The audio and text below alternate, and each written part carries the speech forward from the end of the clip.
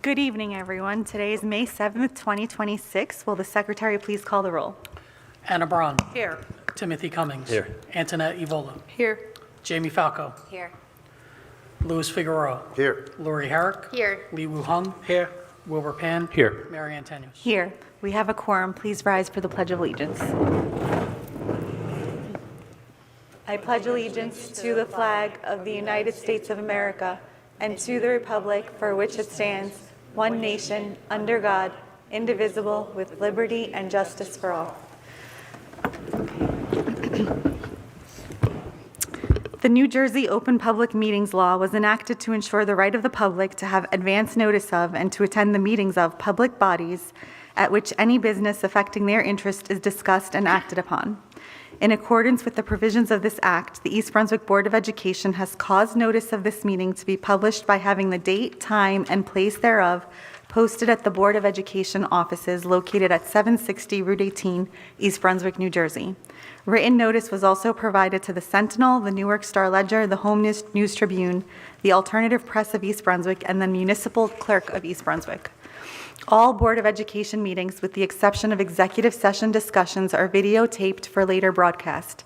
It is the policy of the Board of Education that videotaped meetings are not edited for any purpose. Individuals who speak at the board's public meetings should be aware of these videotaping rules. We have a need for a closed session.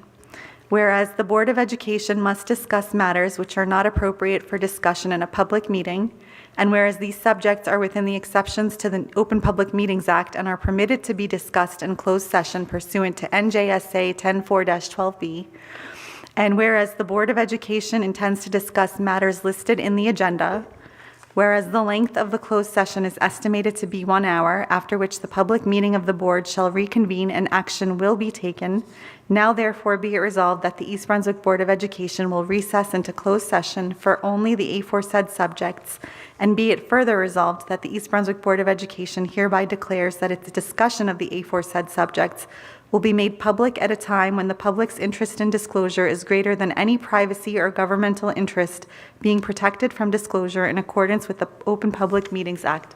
Do we have a motion? Move. Second. Okay, Jamie, then Wilbur. All in favor? Opposed? Abstentions? Motion carries. We are enclosed. See you in 1 hour.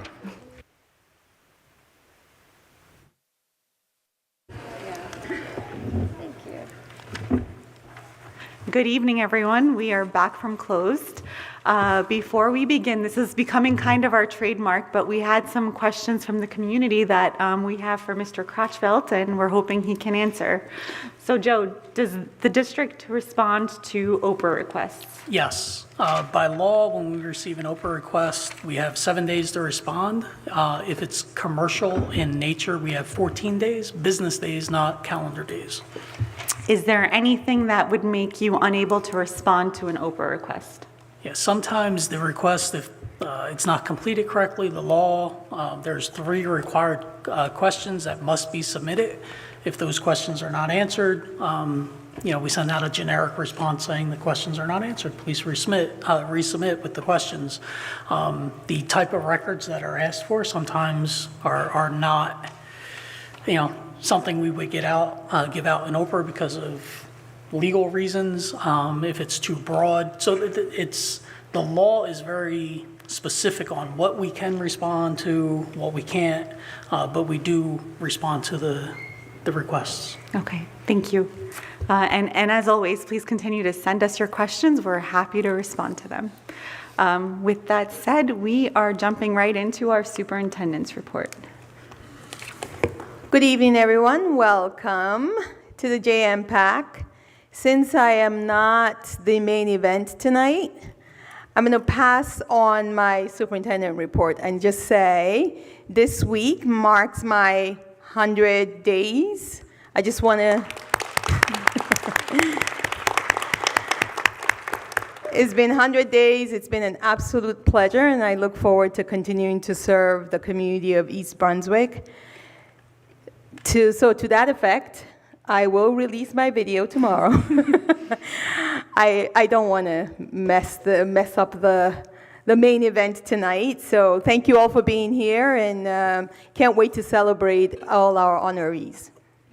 Okay, so with that said, we are moving on to our Teacher and Support Staff Recognition Awards and Years of Service Awards. So at this time, I'm going to invite the board to join me in the auditorium.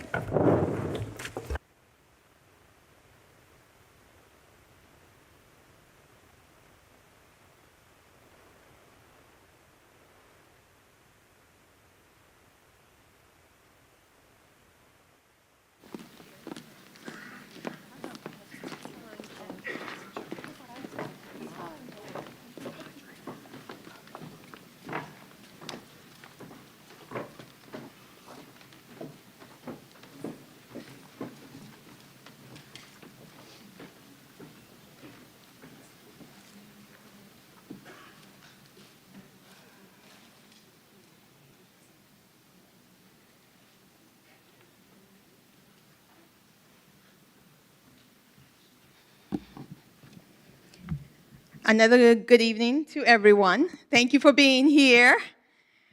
Tonight is one of the most meaningful celebrations in the life of a school district because it gives us the opportunity to recognize the people who make our schools exceptional every single day. Our teachers, our support staff, and our longtime dedicated employees. Education is often measured in numbers, scores, statistics, but the true heart of a school district is found in its people. It is found in the teacher who stays after school to help a struggling student finally believe in themselves. It is found in the support staff member who greets students each morning with kindness and consistency. It is found in the countless quiet acts of care, patience, professionalism, and commitment that happen every day, often without recognition. Tonight, we pause to recognize those individuals whose impact rises above even those already high standards. To our Teachers of the Year, thank you for bringing passion, creativity, and purpose into your classrooms. You inspire curiosity, challenge students to think critically, and create environments where children feel seen, valued, and capable of success. Your influence extends far beyond academics. Years from now, students may not remember every lesson you taught, but they will remember how you made them feel encouraged, supported, and believed in. To our support staff members of the year. Hey, Bill. Where's Bill? Hi. Bill is our support staff of the year, central office.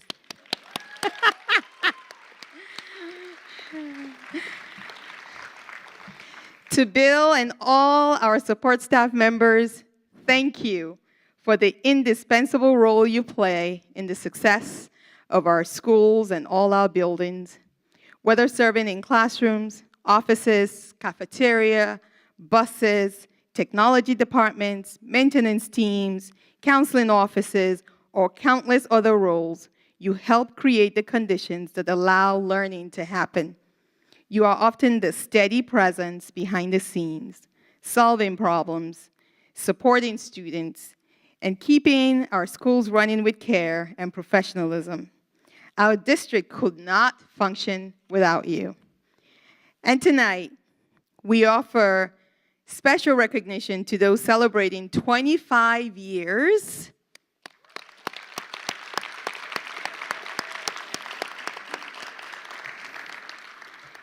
and 40 years of service to the district.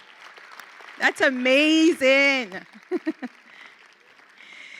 So these many years represent more than longevity. It represents commitment. It represents thousands of days spent serving children, supporting colleagues, adapting to change, and remaining dedicated to a mission that is larger than oneself. Over those years, you have witnessed generations of students pass through our schools. You have seen educational practices evolve, technology transform classrooms, and communities grow and change. Through it all, your dedication has remained constant. The legacy of 25 years or 40 years in education cannot truly be measured. It lives in former students now pursuing careers, raising families, serving communities, and carrying forward lessons learned from the adults who guided them. It lives in the culture of our schools and in the countless lives you have influenced along the way. In a profession that demands both heart and resilience, your service is extraordinary. To all of tonight's honorees, thank you for choosing education. It's so hard today, but thank you for choosing education. Thank you for choosing service. Thank you for the compassion, the expertise, and most importantly, the humanity that you bring to our schools each and every day. You remind us that strength of a district is not found in its buildings or programs alone, but in the people who dedicate themselves to children and to one another. Please know that your work matters deeply, your contributions are valued, and the community is better because of you. Congratulations to all of our honorees, and thank you for all you do for our students in schools.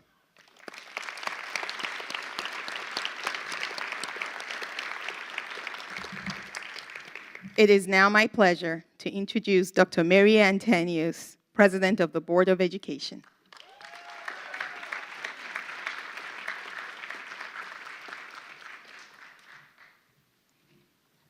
Good evening, everyone. Tonight is truly one of my favorite moments of the year because it gives us the opportunity to pause from budgets and curriculums and recognize the people who make the district what it is. To all of our teachers and staff being honored here tonight, thank you for showing up every single day for our students, especially when they need you most. What you do goes far beyond teaching lessons or completing responsibilities. Every day, you help shape lives. You give students encouragement, stability, hope, and confidence. You remind them that even when life places obstacles in their path, they're capable of overcoming them. There are students in this district who will carry your words with them for the rest of their lives. Students who found strength because you believed in them when they were struggling to believe in themselves. Students who learned how to strive harder, dream bigger, and keep going, not because life was easy, but because you and your fellow educators in this district showed them what perseverance, compassion, and resilience truly look like. For some children, the support they receive in our schools becomes the foundation that changes the course of their lives. That kind of impact cannot be measured by awards or scores, recognition, or even speeches. It's measured in the hope restored, confidence built, and futures changed forever. So tonight, we have the privilege of honoring the individuals who represent the very best of this district, those who lead with heart. They go the extra mile without being asked, lift others up, and make an extraordinary difference not only in the classroom, but throughout our entire community. Please know that we see you, we appreciate you, and we are deeply proud of you. Your dedication and compassion inspire all of us and remind us why this work matters so deeply. And to every member of our staff being honored tonight, please never underestimate the impact you have. Even on the hardest days, when the work feels heavy and the challenges feel endless, what you do matters more than words can fully express. On behalf of the Board of Education, thank you for loving our students, believing in them, and teaching them how to rise above whatever stands in their way. Congratulations, and thank you all for being the heart of this district.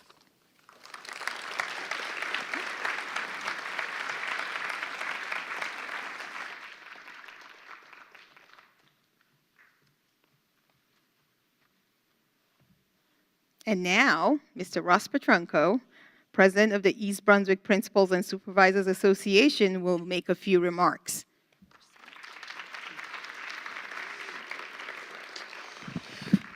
Thank you, Dr. Mammon. Good evening, everyone. It is an honor to stand before you today to celebrate so many worthy individuals. To our Teacher of the Year awardees, you transform the lives of students every day with your commitment to their academic, social, and emotional growth. However, this award also takes into account the profoundly positive impact that you have on our school community. To our support staff members of the year, you perform the often unrecognized tasks, but that are essential to keep our schools running. Your dedication ensures our students have a safe, clean, well-run, supportive environment in which to thrive. We couldn't do this without you. And to those celebrating years of service milestones, thank you for your unwavering commitment to East Brunswick Public Schools. Your steady presence and institutional knowledge are the foundation our community stands on. On behalf of the East Brunswick Principals and Supervisors Association, thank you for all you do on behalf of our students. Congratulations to tonight's awardees.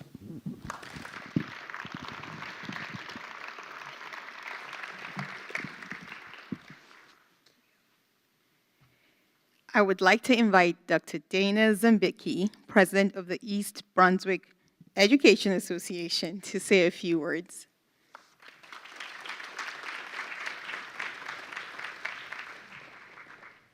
Good evening, everyone. So 40 years or so ago, when I was in college, I took a philosophy class, and I had to read a book that was written by Viktor Frankl called Man's Search for Meaning. I don't know if you've ever read it, but if you haven't, I recommend it. It's a book that, when you're struggling, it helps you see the way. And I thought, tonight, this makes perfect sense. It makes perfect sense because Viktor Frankl was in the concentration camps, and he kept himself alive by looking for optimism. And he knew it could be life-changing.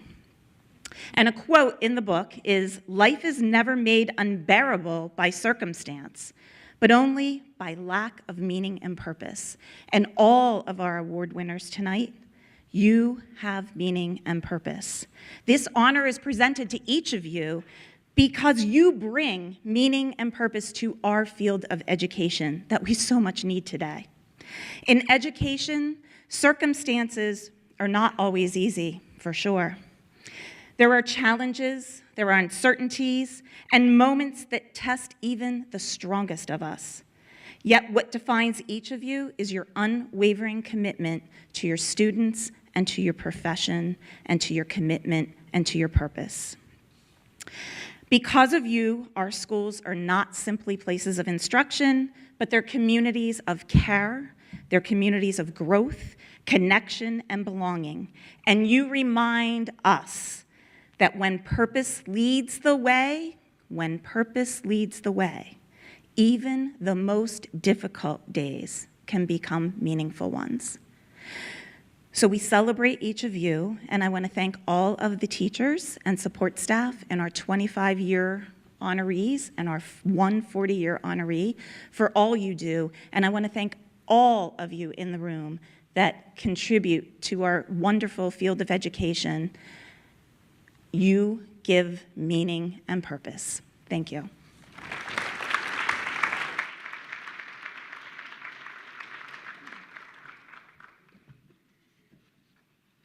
Finally, I would like to introduce Ms. Nicole Tibbetts, Director of Human Resources.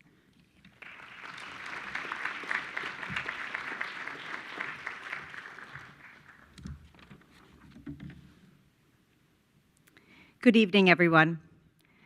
Last year, for those of you who came to this celebration, we looked to the stars to describe the impact of our staff. This year, as we look around the room, I'm reminded of something more grounded, yet equally powerful. When we think of education, we often think of the classic composition book, those black and white marbled color covers that hold the messy, beautiful, and inspiring process of learning.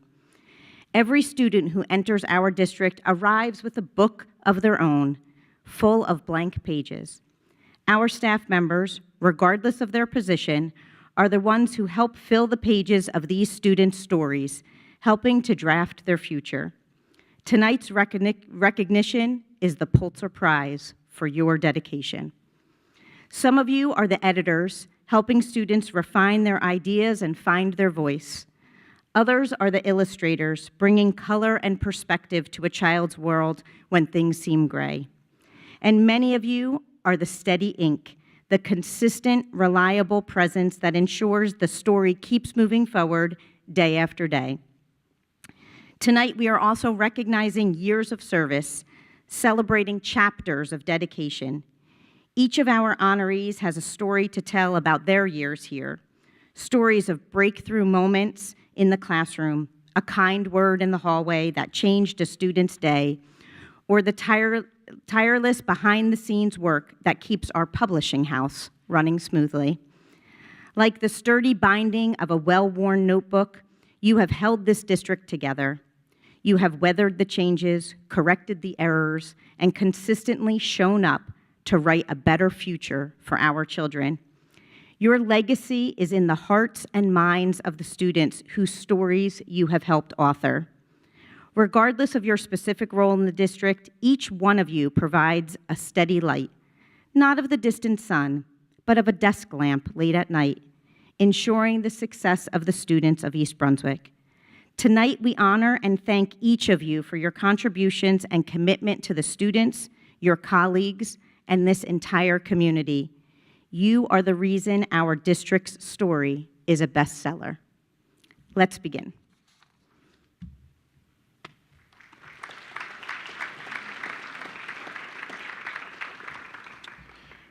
Good evening, and congratulations to all of tonight's award winners, and selfishly, especially to our security officers that are receiving awards tonight. My name is Kevin Zebro, and I'm a Director of School Security Operations for the district. And I want to take this opportunity to congratulate Bill DeRosa, or AM Bill, as most of you know him in the admin building, on this well-deserved recognition. Bill embodies the very spirit of dedication and care that defines our district. At the admin building, Bill is normally the first one seen in the morning, offering a smile and a friendly approach, all the while being an omnipresence. Many of you are not aware that Bill goes above and beyond his duties, taking it upon himself to go over to Chittick during the day and help out during recess time to provide additional security. His presence is reassuring and allows our staff and students to feel safe and at ease. On one particular day, he was doing his normal routine when he noticed that a staff member didn't look quite right. He began to talk to the staff member, asking her if she was feeling okay. The staff member stated that she was experiencing some cardiac issues, but stated that she had them before and they would pass. She wanted to call her husband, but Bill, realizing this was more serious than a simple phone call, had her hang up and called 911. The ambulance arrived, and the staff member's heart stopped twice while being taken care of by the paramedics in a parking lot. If it was not for Bill's observations, reactions, and quick decision-making, this event may have had a different outcome. As one staff member wrote in his nomination, Bill's combination of warmth, dependability, and professionalism make him not just a valued support staff member, but an essential part of our building. He uplifts everyone around him, maintains a safe and welcoming environment, and makes the workplace better every single day. I am proud to have Bill as a member of our security force, and again, congratulations, Bill, on this well-deserved recognition.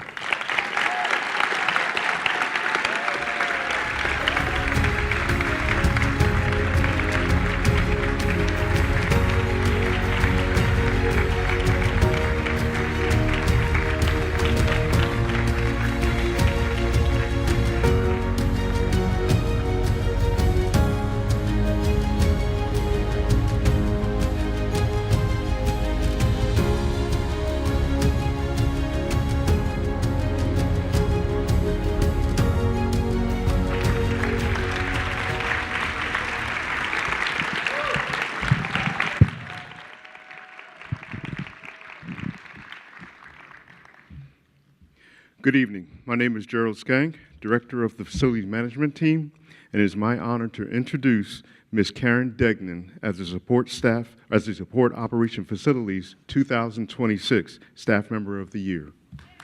Yay!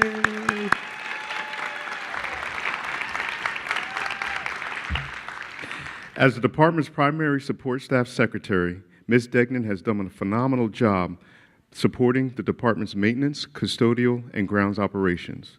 This year, not only has Ms. Degnan created and processed over 1,000 purchase requisitions to procure parts, materials for licensed and skilled tradespersons to maintain, service, and repair infrastructure in 13 facilities, she also facilitated the purchase of cleaning supplies for district and contract custodians to clean and sanitize over 1 million square feet of occupied space.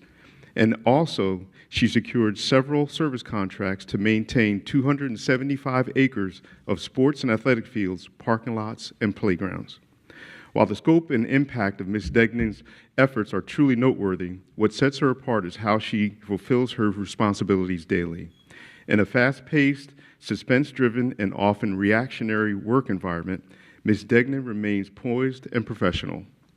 Whether it's a frantic call from a staff member reporting a sewer backup, power outage, or pest issue, Ms. Degnan always leaves the requester feeling valued, understood, and that the department will address their issue or concern. Excerpts from Mrs. Degnan's nomination package justify the level of this award as well, stating, "While I do not work for Karen directly, but while sharing the same office space, I'm aware of what a great employee she is. Karen is extremely knowledgeable in a multitude of areas and always willing to help others, no matter how busy she is, and she is busy." Without a shadow of a doubt, Mrs. Degnan is truly deserving of this Support Staff Member Award, and her knowledge, expertise, and willingness to help truly embodies the spirit of this award. Karen, I'm so very proud to recognize you as the Support Operations Facilities 2026 Support Staff Member of the Year Award. Congratulations and well done.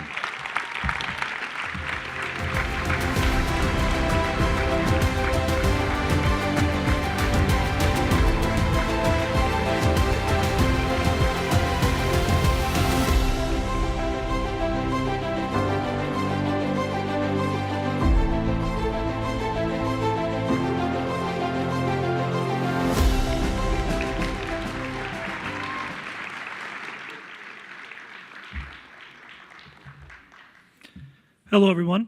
My name is Edward Bouchard. I'm the proud principal of East Brunswick High School. It is my honor tonight to recognize Ms. Liz Fox as East Brunswick High School Support Professional of the Year. Ms. Fox is the backbone of the counseling department. She is the person who helps keep one of the busiest offices in our school running smoothly, and she does so with professionalism, patience, kindness, and grace.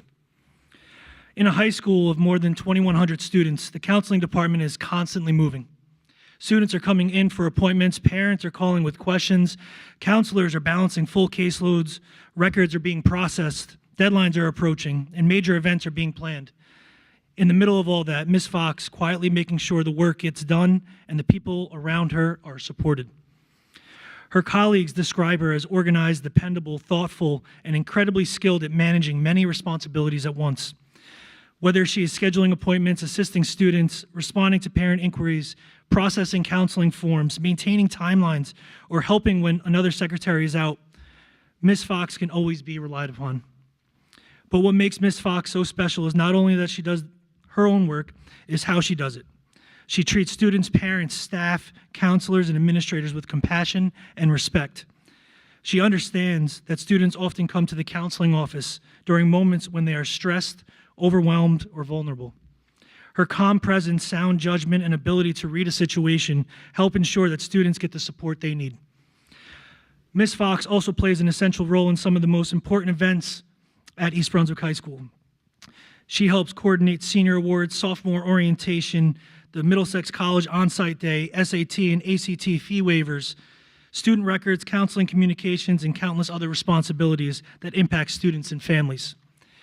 These tasks require careful planning, attention to detail, confidentiality, follow-through, and strong communication. Ms. Fox handles them all with care and excellence. She is a self-starter, a problem solver, and a true team player. She steps in when needed, often before she's even asked. Her colleagues trust her. Families appreciate her. Students benefit from her kindness and care. And the counseling department is stronger because of her. So often the work of support professionals happens behind the scenes, but behind the scenes does not mean unnoticed. And it certainly does not mean unimportant. In Ms. Fox's case, her work is essential. She helps create the structure, care, and consistency that allow others to do their best work and allow students to feel supported. Ms. Fox, On behalf of East Brunswick High School, congratulations on being named our Support Professional of the Year.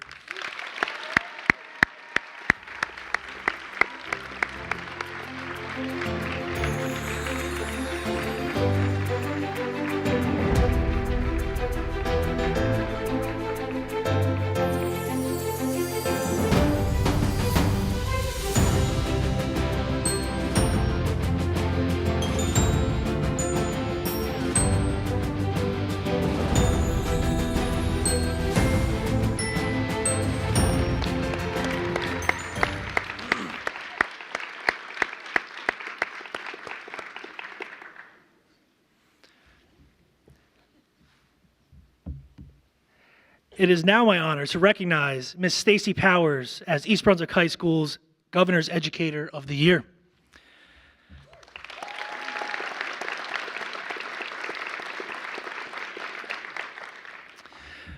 When the committee read through the words shared by her colleagues, several themes became very clear. Ms. Powers is an exceptional teacher, a trusted colleague, a tireless supporter of students, and someone who makes East Brunswick High School a better place simply by being part of it. For nearly 20 years, Ms. Powers has dedicated herself to the students of East Brunswick. As an English teacher, she brings creativity, passion, and purpose to every lesson. Whether she is working with sophomores, seniors preparing for life beyond high school, or students in her highly popular philosophy elective, which the Commissioner of Education wanted to visit and bragged about, Ms. Powers has a rare ability to make learning meaningful, relevant, and engaging. Her colleagues describe her not only as a skilled teacher, but as an artist in the classroom. She is a gifted storyteller who brings energy, humor, and a theatrical presence to her instruction. She does not simply deliver curriculum. She creates experiences that challenge students to think deeply, write with purpose, and see themselves as capable of more.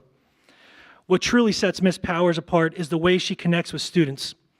Her classroom is a place where students feel safe, seen, valued, and respected. She holds students to high expectations, but she does so with kindness, patience, and a genuine belief in their potential.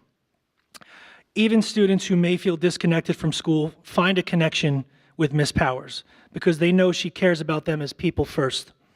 It is no surprise that Ms. Powers has been recognized by students as favorite teacher multiple times. Students know when a teacher is authentic. They know when someone is invested in them.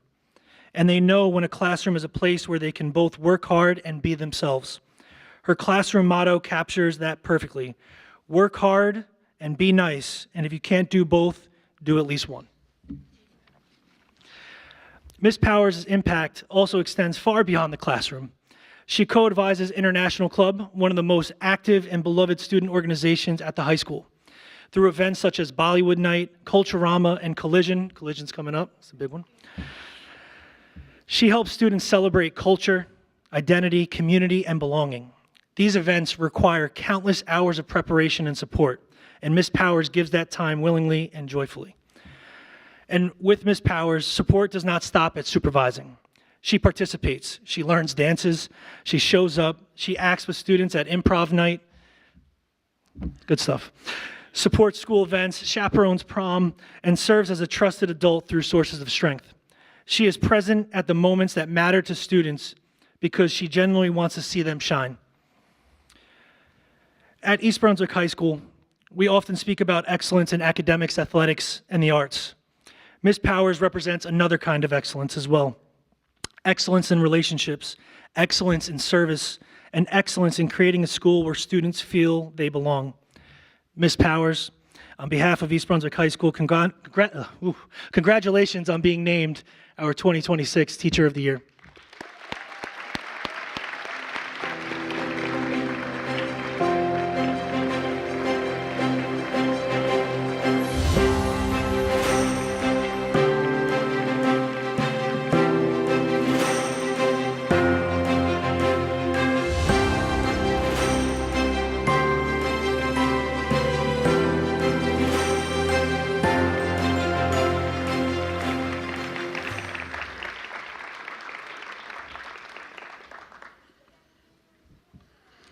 Good evening, students, families, colleagues, distinguished guests, and of course, our Governor's Educator of the Year award recipients. My name is Matthew Hannes, and I'm the proud principal of Churchill Junior High School. It is truly an honor tonight to recognize an educator whose passion, dedication, and love for students resonate far beyond the walls of our classrooms. Tonight, we proudly celebrate Mrs. Jamie DeSiena as the 2026 Teacher of the Year at Churchill Junior High School.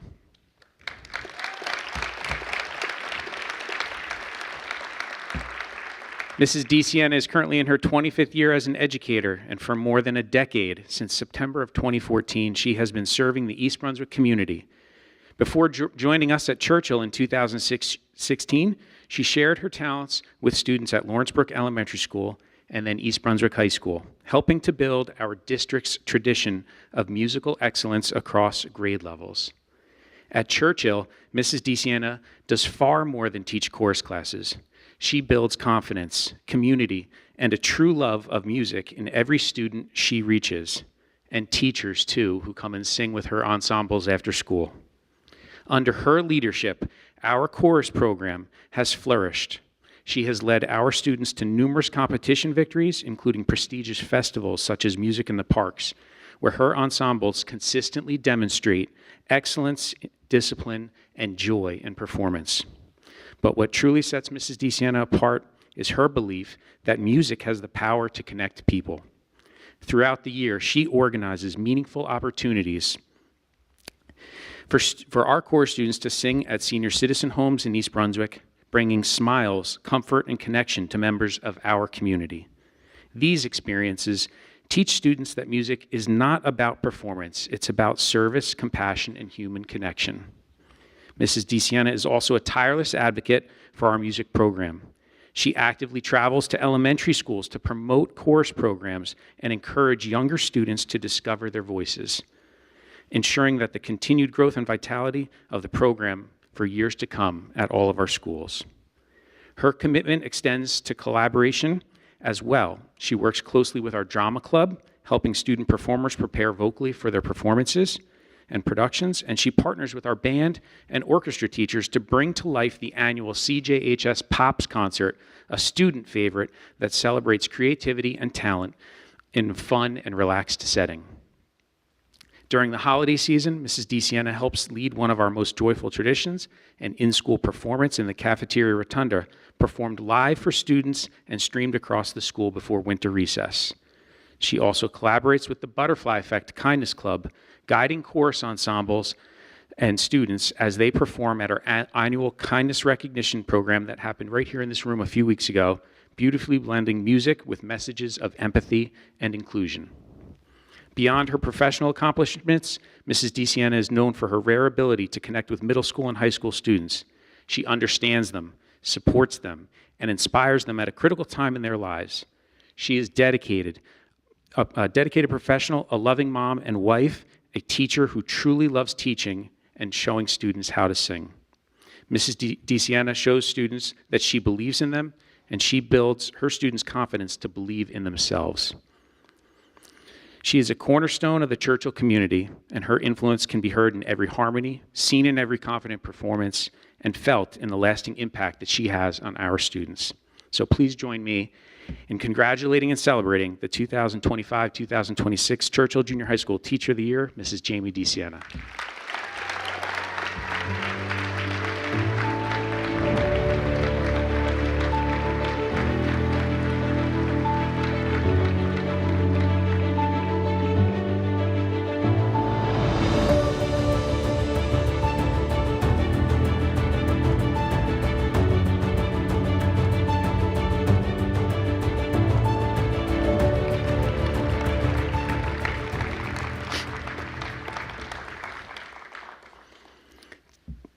Tonight, we also have the privilege of honoring someone whose work often happens behind the scenes, but whose impact is felt in every classroom, every lesson, and every successful school day. It's my great honor to recognize Ms. Jody Cumber as our 2025-2026 Education Support Professional of the Year at Churchill Junior High School. Jody began her journey in the East Brunswick Public Schools in October 2013, starting as a member of the Child Nutrition Department at Lawrence Brook Elementary School and later at Churchill Junior High School.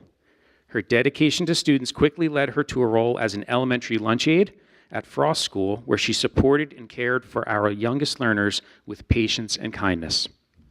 In 2015, Jody returned to Churchill and stepped into a role that has since become critical to the daily operation of our school, serving as our school aide, overseeing the copy room and managing the duplicating needs of both our teaching and office staff. Even after finishing her daily shift here at Churchill, Jody continues to serve students by working as a lunch aide at Lawrence Brook Elementary School, a testament to her tireless work ethic and deep commitment to our district. She has also supported students beyond the school day as an Ask Program Activity Assistant through community programs. Behind many worksheets, tests, packets, and handouts, there is someone making sure those copies are ready, reliable, and high quality. And at Churchill Junior High School, that person is Jody. She works calmly and efficiently to ensure teachers have exactly what they need when they need it. She makes copies, she troubleshoots the machines, fixes jams, manages calls for service when needed, laminates posters and classroom materials, and even tracks down classrooms in a large building to ensure materials are delivered to the right place at the right time. Her efficiency is matched only by her positive attitude, which makes even the busiest days feel manageable. What truly sets Jody apart is her flexibility, her kindness, her genuine care for others. She handles last-minute requests with a smile, never making anyone feel like an inconvenience. And when a colleague was absent for several days, Jody made sure the copies were prepared so students wouldn't miss a step. And when that teacher returned, Jody was the person who checked in with them to ask how she was feeling and if she could help to get caught up in any way. That level of care isn't reserved for one person. It's something she offers to our entire staff every single day. In a school environment that can sometimes feel fast-paced and chaotic, especially when deadlines are tight and copy machines decide not to cooperate, Jody takes every challenge in stride and remains a steady, comforting presence that our staff knows they can rely on without hesitation. Jody's warmth and reliability, dedication, help to our school in running smoothly and create a sense of support that enhances the work every teacher, student can benefit from. Although much of her work happens quietly behind the scenes, its impact is visible in every classroom and felt throughout the entire Churchill community. So please join me in congratulating and celebrating our 2026 Education Support Professional, Mrs. Jody Cumber.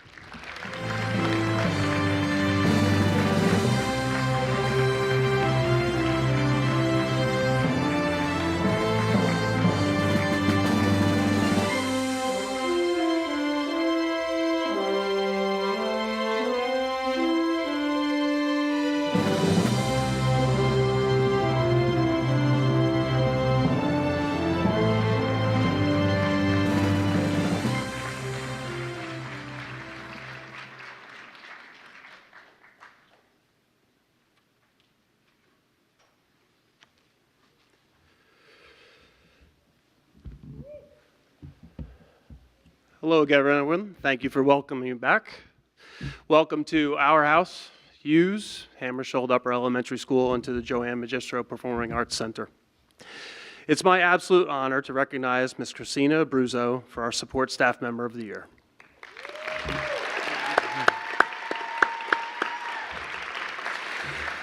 Assistant principal secretarial positions are difficult in nature and require a varied skill set.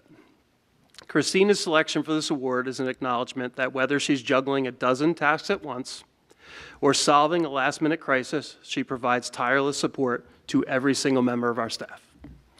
But what truly sets her apart is her character.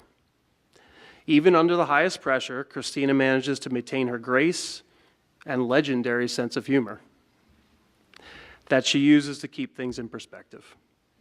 Christina is also a parent in the district. She is joined by her husband, Joseph, her daughter, Olivia, and her son, Joseph, who will be joining the Hughes family next year. Thank you, Christina, for all that you do to support Mr. Hussar, our school, and congratulations on this well-deserved award.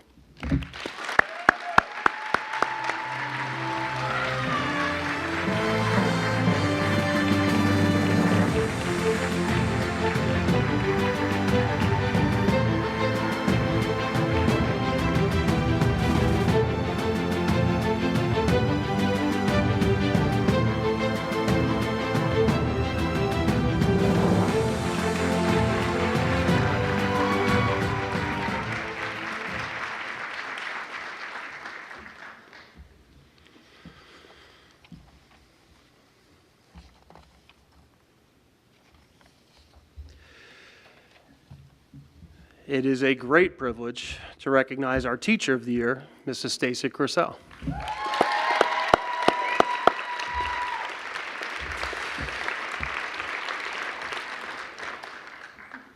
Stacy is an exceptional teacher, but what many people may not recognize is that she is a dreamer. She is constantly thinking up ways to make our school a better, more exciting place for every student. In fact, I usually know exactly when a new project is brewing. It starts first thing in the morning with a knock at my door.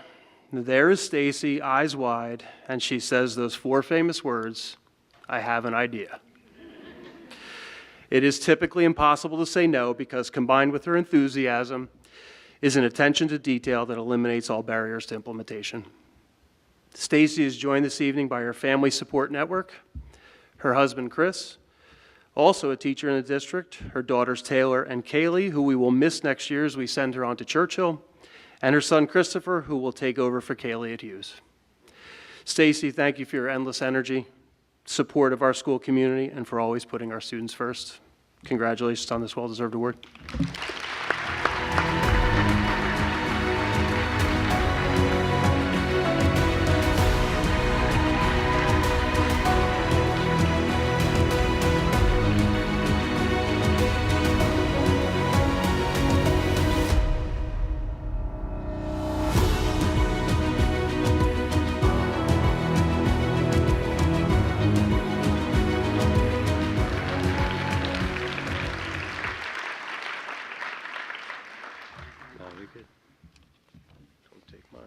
Which one's yours?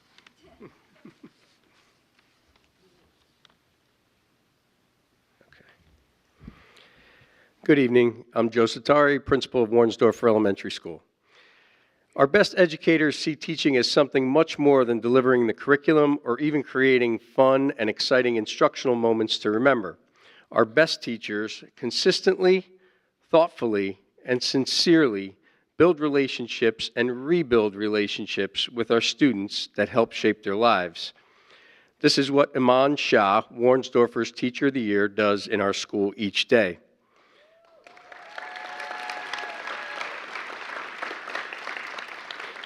As a special education teacher, she moves grade levels often.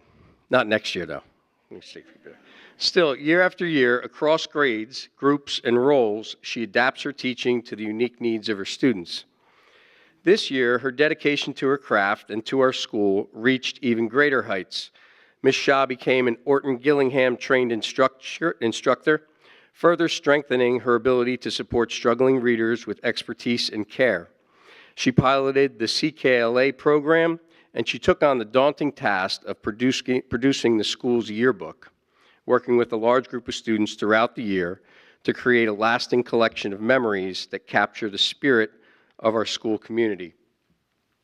Like most great teachers, Iman arrives early, stays late, and gives her time freely to support both new and veteran staff.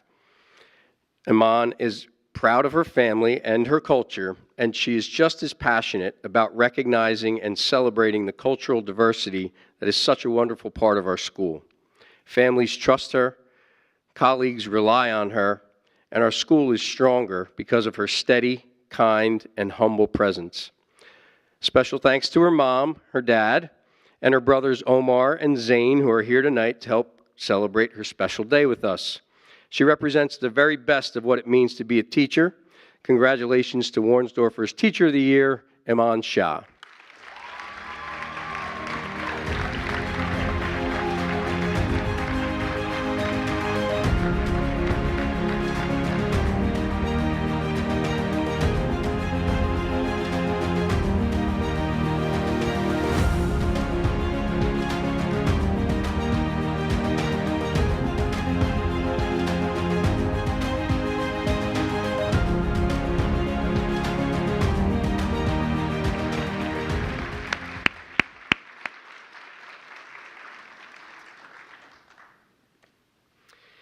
I am proud to celebrate Monique Siemens as Warnsdorfer's Support Staff Member of the Year.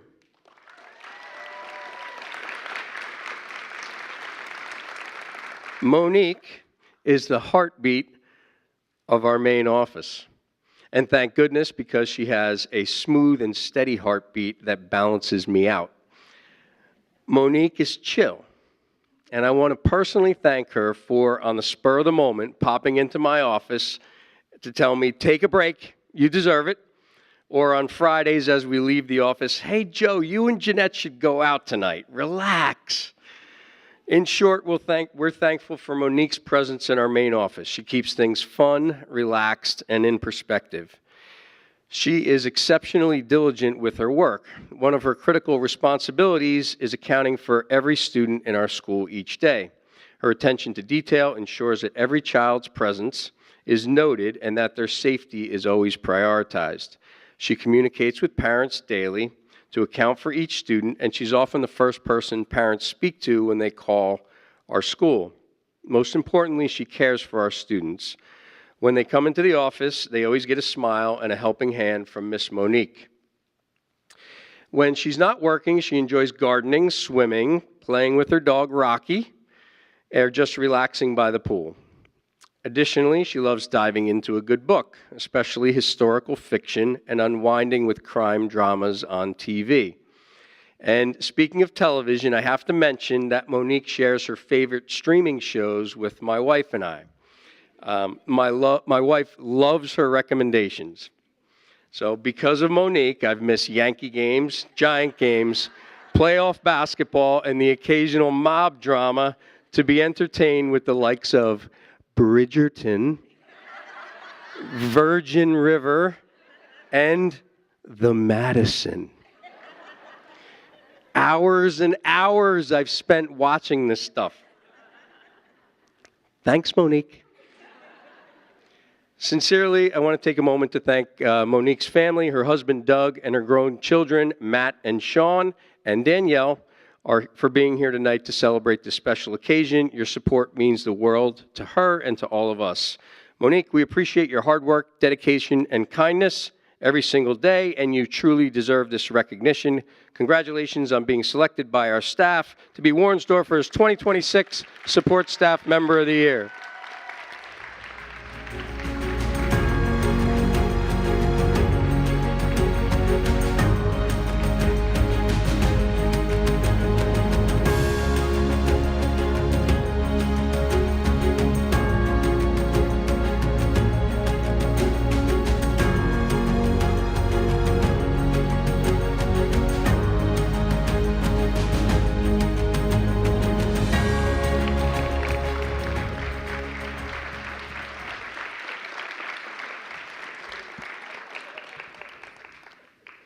I'm Cheryl Jones, principal of Memorial Elementary School, here to introduce our very special Support Staff and Educator of the Year winners from the 2025-2026 school year. Robert Burke, Memorial School Support Staff of the Year.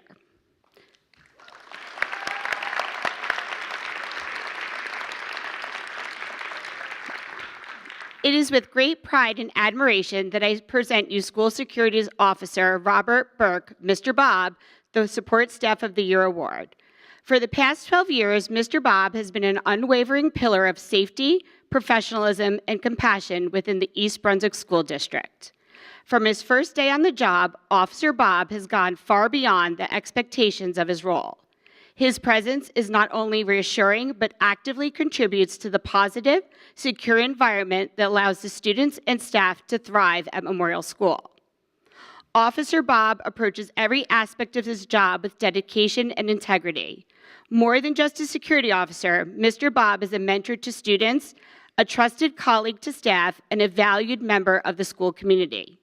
His ability to build genuine relationships has made him a respected and admired figure throughout the district. In an ever-changing world, Officer Bob's consistent presence and unwavering commitment have made our school a safer, more welcoming place. Congratulations to Memorial School Support Staff of the Year, Mr. Robert Burke.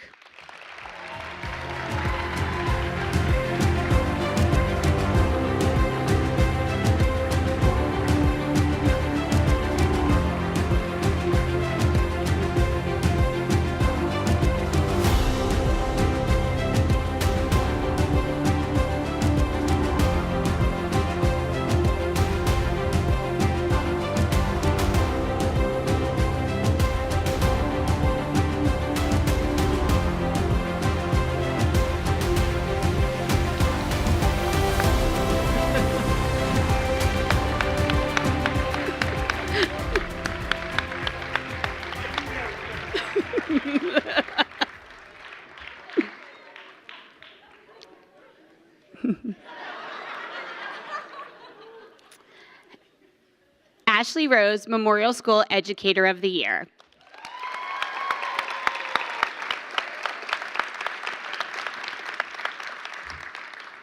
Ashley Rose is the epitome of an exceptional educational professional.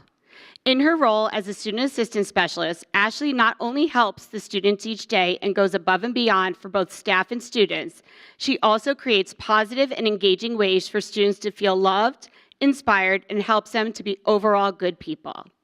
From the moment the students meet Mrs. Rose, they can feel her genuine love for each student and her commitment to helping them grow into confident, caring young individuals.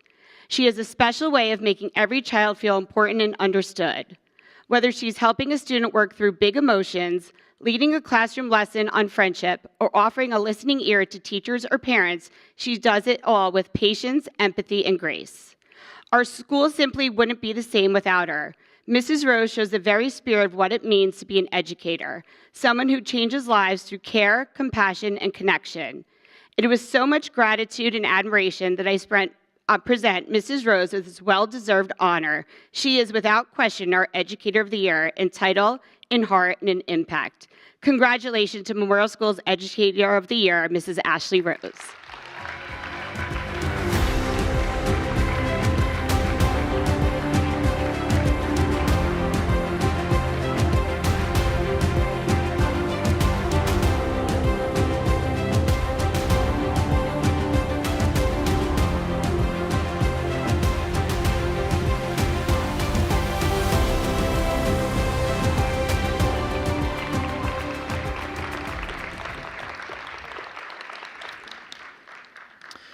Good evening, everybody. My name is Peter DiBernardi. I am the principal at Lawrence Brook Elementary School. I'm here tonight, and we celebrate the excellence in education across the East Brunswick School District. First, I want to congratulate all those years of service honorees and the rest of those award recipients this evening. It's my honor to recognize someone who represents the very best of Lawrence Brook Elementary School and the very best of our profession. Tonight, we celebrate Amanda Davino for the Governor's Educator of the Year Award. Amanda, it's a privilege to stand here as your principal and speak about the extraordinary difference you make in the lives of the children every single day. For the past 11 years, Amanda has dedicated herself to the students and families of Lawrence Brook. She began her journey in the self-contained preschool, and for the last 7 years, she has brought her incredible talents, passion, and expertise to our third grade students and the resource room learners. Her commitment to children extends far beyond the school day. For 13 years, you're going to have to believe this one, she taught CCD for the past 13 years. I had to blush when I heard that myself. Guiding children with the same care, the patience, and devotion that she brings to her classroom each morning. Amanda is also a true lifelong learner herself. Last year alone, I heard she read over 100 books. Think about that for a moment. She's an incredible, true, lifelong learner. Now, anyone who knows Amanda knows that she has a presence. She walks into a room, and the energy changes instantly. Her smile, her laugh, her enthusiasm, it's absolutely contagious. She has this wonderful, wonderful way of drawing people in, whether it's students, families, or colleagues. And I can't tell you how many times she stopped me in the hallway and said, "Mr. DiBernardi, let me tell you what happened today." And if her mouth doesn't say it, her face certainly does. You know it. But usually it's about a student, a breakthrough, a success, a moment of pride that she's feeling because she's got a student she really believes in, somebody that also now believes in themselves. And that's because of Amanda. Her joy comes from seeing those children succeed. This year in particular, her work has been nothing short of extraordinary. She took on a group of students with diverse and significant needs, and through her patience, expertise, and relentless dedication, she's helped them grow in remarkable ways. Some students who were non-readers are now reading. Students who once struggled to participate are now actively engaged and thriving. And some students who doubted themselves now celebrate their accomplishments and are eagerly setting new goals. You should be proud, Amanda. We are. That kind of Transformation does not happen by chance. It happens because of a teacher who believes deeply in every child that walks through her door. Amanda is also a leader in our building. She collaborates with her colleagues. She leads school-wide initiatives. She supports instructional teams, and she contributes to the professional growth of those around her. Her voice is of strength, advocacy, and wisdom. She advocates for her kids. She knows what they need and what they deserve. She leads with integrity. She leads with heart. Tonight, I also want to acknowledge the people who helped shape this incredible woman and educator. Her parents, Rosanna and Joseph, I had the pleasure to meet them. I also had the pleasure to meet her family, her brother, her sister-in-law, her grandparents, and Vito. Vito, are you still here? Well, Vito was first on that food line tonight. He had to make a beeline out of here. All right. Amanda, thank you. Thank you for your passion. Thank you for your leadership. Thank you for your joy, and especially those stories you bring to our lives. I thank you for your difference that you make for our students. It's my honor and my joy and my proud honor to thank you for being our Governor's Educator of the Year. Congratulations. You richly deserve this.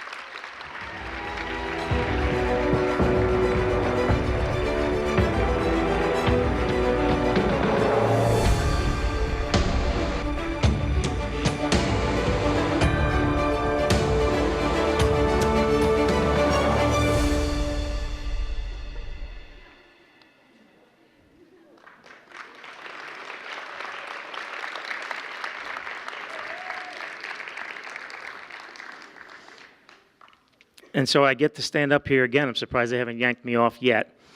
But I do have the honor and the privilege to talk about Sherry Laberty, our Staff Personnel of the Year.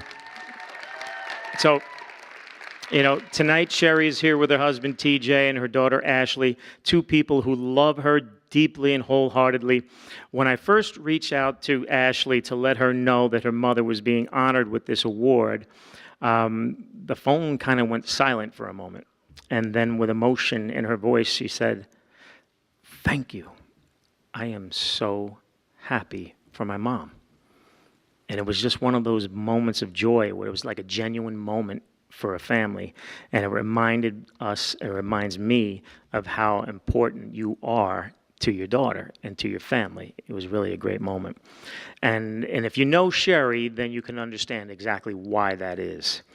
I first met Sherry in June of 2025 after I was first joining East Brunswick and Lawrence Brook. And so I decided to stop by the school for a visit. And my very first opportunity to get to know Lawrence Brook and all the people who make it such a very special place. Now, since it was my first visit, I came in with my A game. Had to come in all the best things I could do, all the formalities, the professionalism, everything you do as a new principal. And so as I just started to come in and start to talk with Sherry and Colleen, I noticed her desk.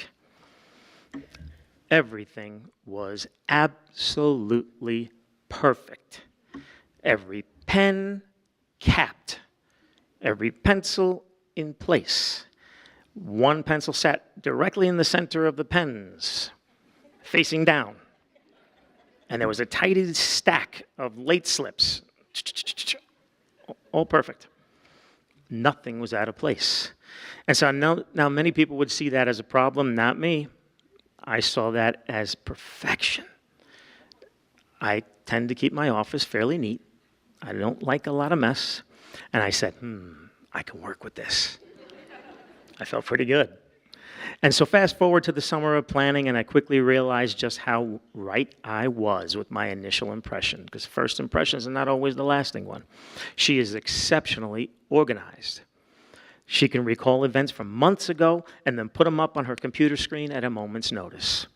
Her ability to stop what she's doing and immediately help me is invaluable. And I have to say, as much as she pretends it's not, her sense of hearing is pretty incredible. I'd say 5 times more sensitive than Jamie Summers. For those of you young ones in the room, that's the bionic woman. Superhero quality. I can honestly say also that the office transition during the summer of 2025 went so smoothly between Colleen and me because of Sherry's extraordinary knowledge and experience.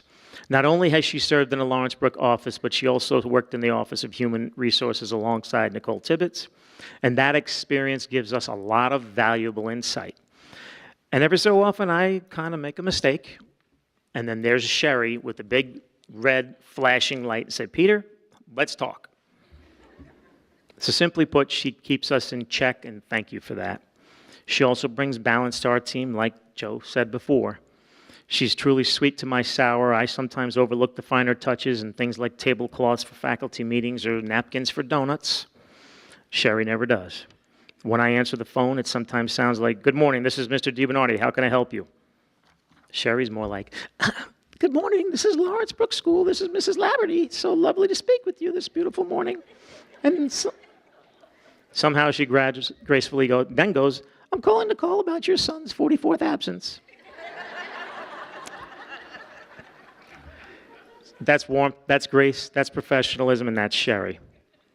So in many ways, she's the mother hen of our office. She makes everyone that feel cared for and everyone's supported and everyone's okay. She finds joy in all of it because that's truly who she is. There is a quote that says, behind every successful school is a secretary who knows everything that's really going on. And I can tell you with complete confidence, nothing could be more true than that for Sherry. So tonight, we celebrate Sherry, the heart of our school. Sherry, that heart is you. Congratulations on being the support staff of the year.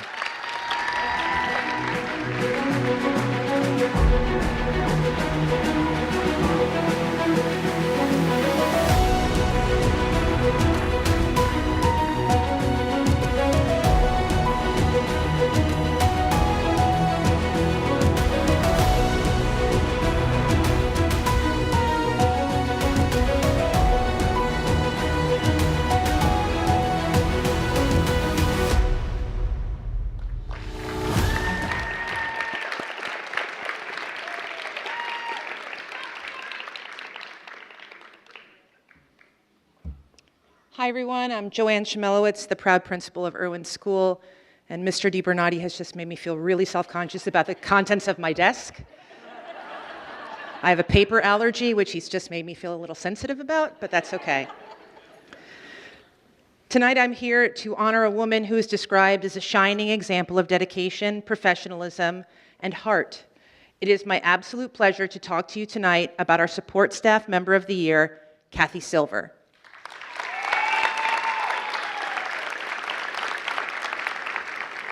Kathy is a member of our full-day preschool program, working with students that have intense developmental delays, and she does it every day with a smile. Kathy has been an essential part of East Brunswick's preschool program since 2016. Through her tenure, she's worked across nearly every setting, from general education to full-day self-contained programs. She's run the Ask program, and she brings the same tireless energy and commitment to every child she supports. To know Kathy is to know her incredible work ethic. She is consistently the first person to arrive at school. She is the only reason we ever have paper in the copier. She is bright and early. She sets the tables with toys and activities, and the children are met with a welcoming, joyful environment that they walk through the door. As one of her nominators noted, Kathy is the kind of teammate who sees what needs to be done and does it without being asked. A true self-starter whose initiative keeps our classroom running smoothly. But Kathy's impact goes far beyond logistics. She has an uncanny ability to notice the small things, a child's shift in mood or a quiet need, and she responds with instant warmth and skill. Whether she's leading a move and groove, she has some serious moves if you ever get a chance to see it, session when the kids get tired, expertly managing a tough behavior moment, or even beating the other aides to diaper changing, and that's in quotations, somebody wrote that. She does it all with a smile and a lighthearted spirit. Her colleagues admire her just as much as her students do. One nominator shared this sentiment: Kathy Silver embodies the very best qualities of our support staff. Dedication, compassion, professionalism, and joy. Her contributions have left a lasting impact on countless children and families. Kathy, your patience, your flexibility, and your unwavering commitment to putting students first make you a truly remarkable educator and friend to all of us. We are so lucky to have your light at Irwin School. Please join me in congratulating Kathy Silver.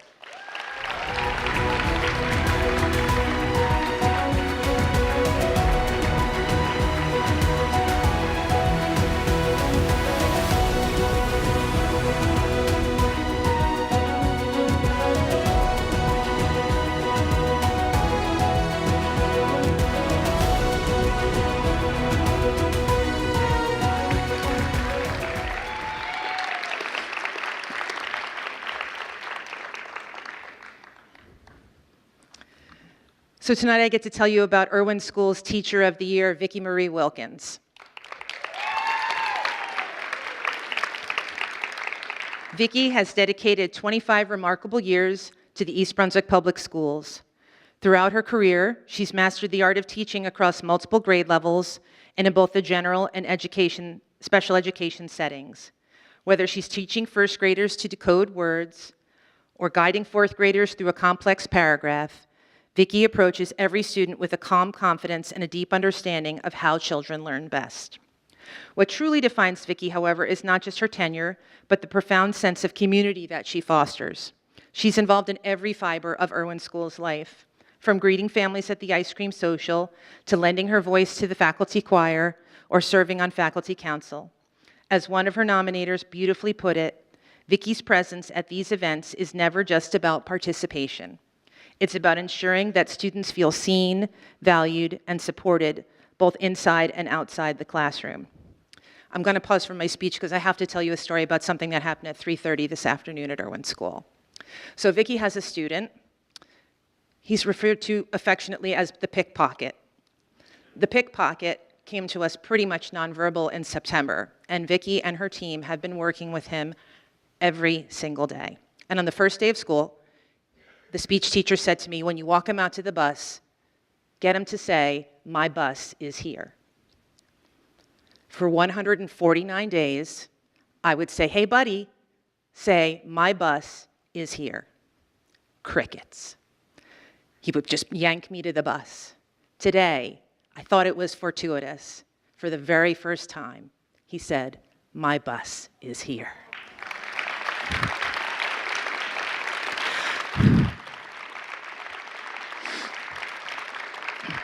In the classroom, Vicki is recognized as a master of structured literacy. I've never seen anyone who likes Orton as much as her. Like, she just really loves it.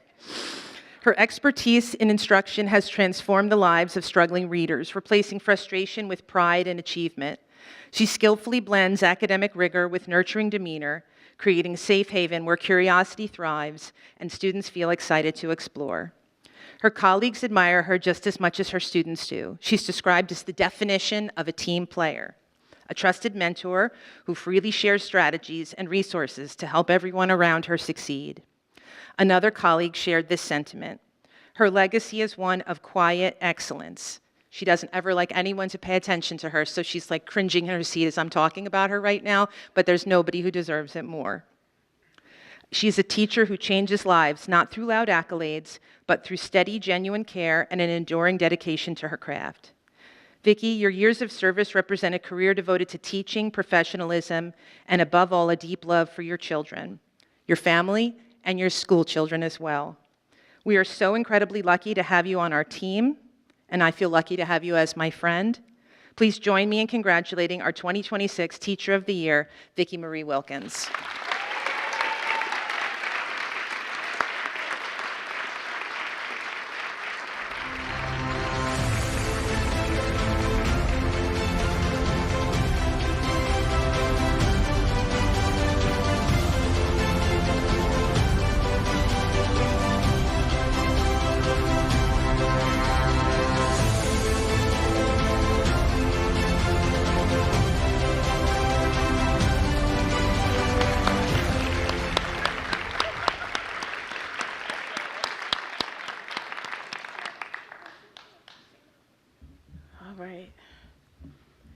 Good evening.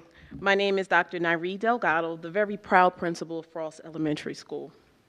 Each year, I'm given the opportunity to give a very special individual their flowers in a very special way. Okay, let me make sure I had the right one. Okay. The profession of educating children has changed tremendously over the last several years. Our students and the learning environments in which they thrive has changed in an exponential fashion. What motivates and supports the journey our students travel on depends on the teachers that stand before them, leading the way and preparing them for the unknown. Luckily, Frost students can sit before and interact with a standard of exemplary teaching. This teacher mixes old school methods with new teaching practices to create a foundation on which her students can build upon. When I think of who I would be as an elementary teacher, I think of you, Miss Mina Kim, Frost School's Elementary Teacher of the Year. Yes, Miss Kim. Miss Kim expresses her love of students and teaching every day. She has officially reached rock star status because when she moves through the hallways, students scream her name and always run to her to sneak a hug. But in her usual Miss Kim way, she takes time to ensure that she recognizes each and every one of them to reciprocate that love. I know that when you see my name pop on your cell phone on the weekends, or see me heading down your hallway, you have that "what does she want with me now" feeling on the inside. But on the outside, you smile in your normal, welcoming way. Even though you know I'm coming to strategize on how we're going to support a student, or "I think we're going to have to change something up" conversation, you're always willing to take the lead with me. I want you to know, because I go to you because of everything that you do for children. I appreciate who you are as a person. And I know I am preparing the next generation of educational leaders. You are a student of education, and the passion that you have to ensure that your class grows academically and socially has never to be spoken. It is evident in every student's pen stroke, every math lesson that takes place on the sidewalk with your chalk in the sidewalk as your smartboard, every high five, nod, dance move you invent during brain breaks, your presence at every PTA meeting, guiding students as a courtyard advisor, being a Frost friend, or simply having lunch with a student to chat. Always a teacher, forever a student. Miss Kim does not simply teach, she transforms. Day after day, she walks into her classroom with an unwavering belief that every child sitting before her is capable of greatness. She meets each student exactly where they are, pouring patience into the learner that needs extra support and lighting that fire into the one who's ready to soar. Her lessons are thoughtful, her expectations are high, and her heart for this work is undeniable. The results speak for themselves. And I'm not talking about assessments, but the confidence her students carry when they leave her classroom and step boldly into the next chapter of their academic journey. To be honored by your peers is one thing, but to be honored by the children who you serve is something entirely different. Miss Kim earns that honor each and every day. On behalf of the Frost Elementary family, our staff, our parents, and most importantly, our students, I ask that you join me in celebrating a woman who has given so much of herself to our school and our community.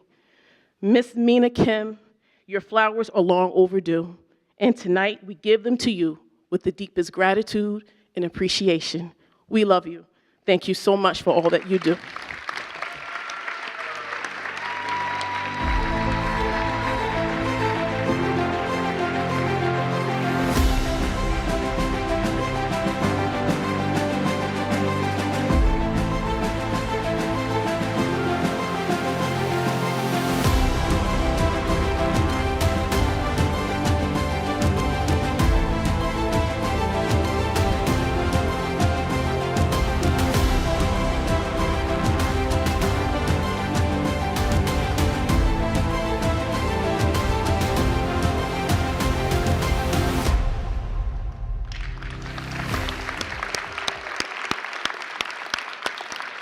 Who's here?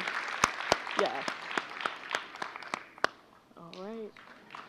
Here we go. All right. All right. With my eyes closed, I know I feel safe with this person in the room.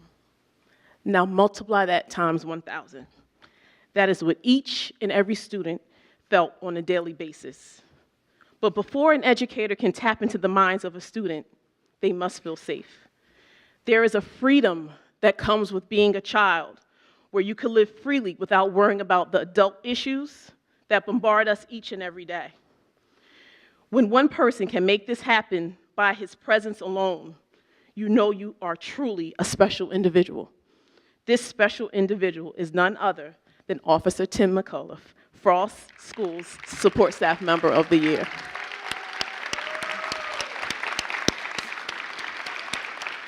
All right. Starting from the moment I stepped into the building, I knew I had a meeting to go to at 7:45 every day. I would hear that, "Good morning, Doc," and we would start our morning meeting debriefs, ranging from specifics about a security drill to the latest week-long investigation on who had the best cartwheel on the playground.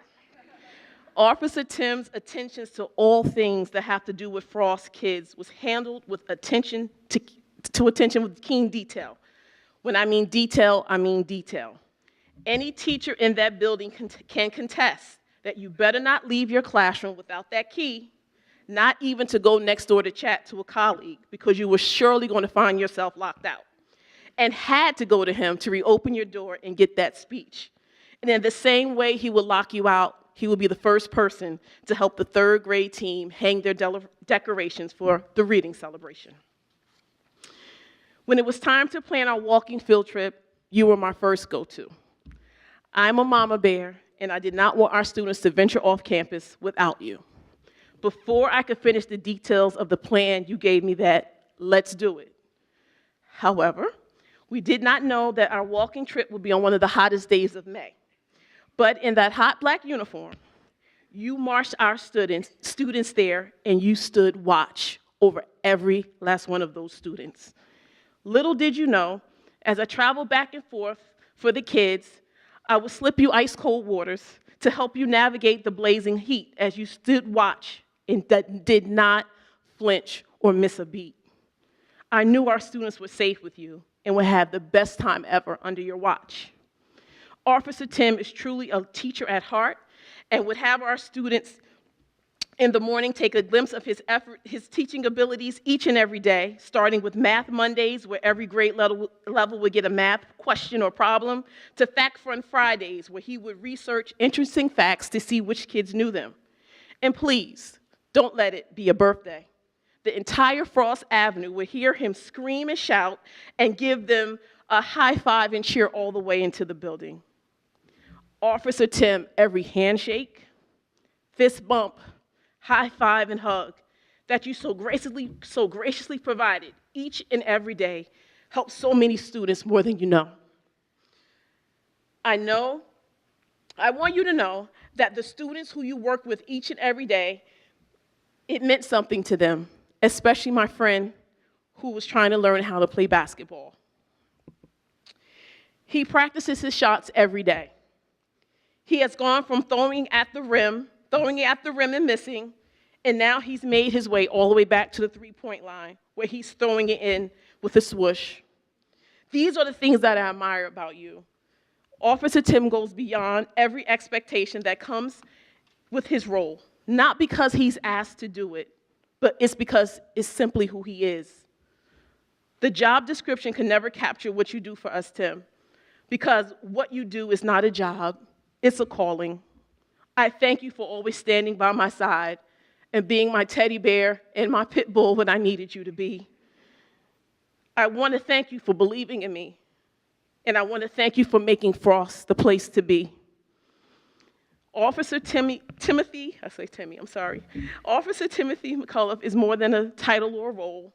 He is the heartbeat of Frost School. He was the steady presence that greeted you in the morning, the watchful eye that never missed a thing, and the warm spirit that reminds every child every single day that they matter. Excellence in education is not measured by a test score alone, but by the moments that make a school feel like home. Officer Tim has given us countless moments like those, and for that, the Frost community owes him a debt of gratitude that no reward could fully repay. So we honor you today as Frost School Support Staff Member of the Year, and we would also like to make a promise that when we see you, we show our appreciation, and that you know we are better because of the time you have spent with us. Congratulations, Officer Tim, and you are without question one of a kind.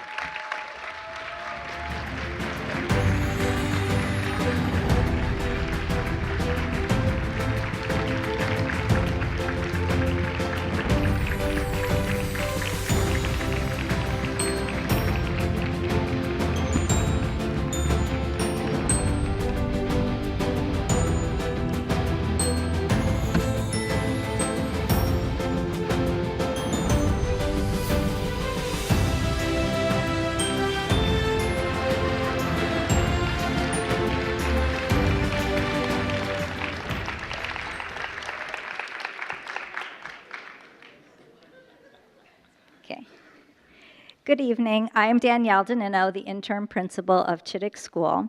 Tonight I have the privilege of honoring someone whose impact is deeply felt every day, even though she would likely prefer to stay quietly in the background.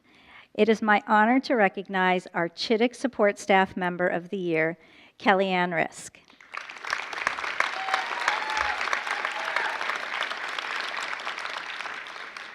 As I prepared for this evening, I spent time reading through nominations written by people who know Kelly best, teachers and staff who have worked alongside her for years. And one thing became very clear. Kellyanne is someone her colleagues rely on, trust, and deeply admire. Kellyanne has been part of the East Brunswick School District since 2015. She began her career at Memorial School and joined the Chittick School community in 2022. For nearly 10 years, she has worked in preschool, dedicating herself to supporting our young learners with care, consistency, and heart. Over and over, her colleagues described her approach as the perfect balance of caring and firm. One nominee shared that Kellyanne has a way of maintaining a classroom atmosphere that encourages respect, positive involvement, and growth. Another wrote that she brings a sense of calm to the classroom that students respond to immediately. Several colleagues spoke about her enthusiasm and her ability to motivate students to reach their potential. She is someone who doesn't just follow a program, she truly understands it. One teammate described her deep knowledge of VB MAP and shared that Kellyanne has even helped introduce early learning programs to fill gaps in the curriculum, benefiting students well beyond her own classroom. Kellyanne's dedication outside of the school day is also evident. Multiple nominations mentioned that she spends her own time at home researching strategies, learning new approaches, and finding resources to better reach her students. More importantly, she doesn't keep the information to herself. She shares it with teachers, instructional assistants, and staff, often turnkeying what she's learned so others can benefit as well. One colleague wrote, "She has put together multiple training videos and resources that any staff member can access if they want to learn." Another shared that Kellyanne has gone to other schools to support new teachers who are struggling with behaviors or classroom programs. The willingness to help without being asked came up again and again. Kellyanne's reliability and professionalism were also key themes. Her colleagues consistently described her as someone who always follows through, both what is asked of her and her expectations for students.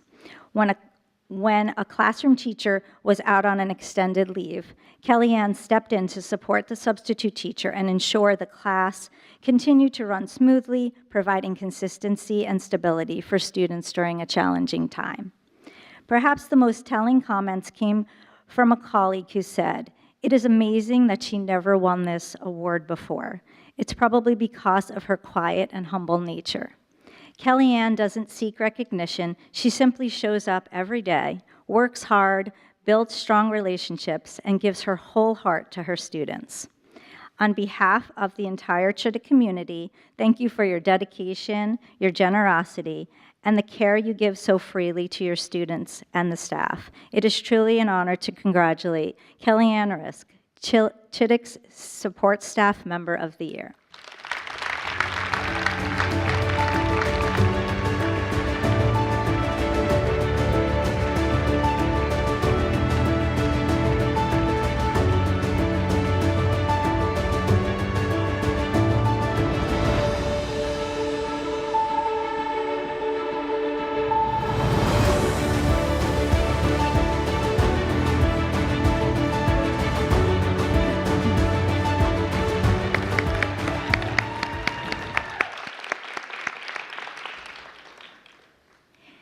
It is also my pleasure to celebrate a remarkable educator, our Chittick Teacher of the Year, Shannon Paquette.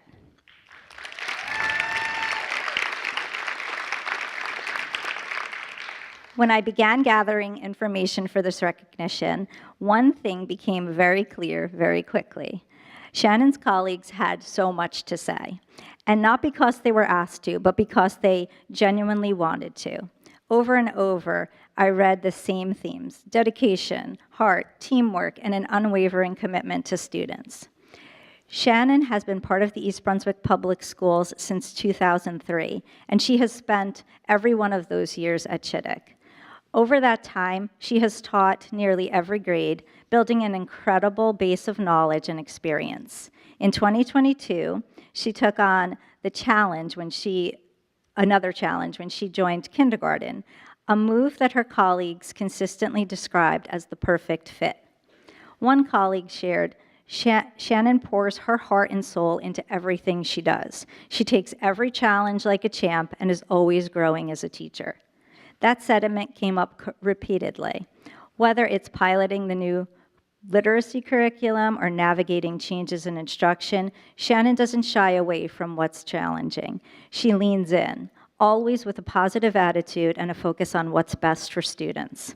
Beyond her classroom, Shannon is the kind of colleague everyone hopes to work with. I heard things like, being in the classroom with Shannon is the best, and she's always ready to collaborate, jump in, and help. One teammate even joked that Shannon is the other half of her brain. That sense of partnership and trust speaks volumes about how deeply respected she is. Shannon has worked across multiple grade levels, supported inclusion programs, and collaborated seamlessly with co-teachers.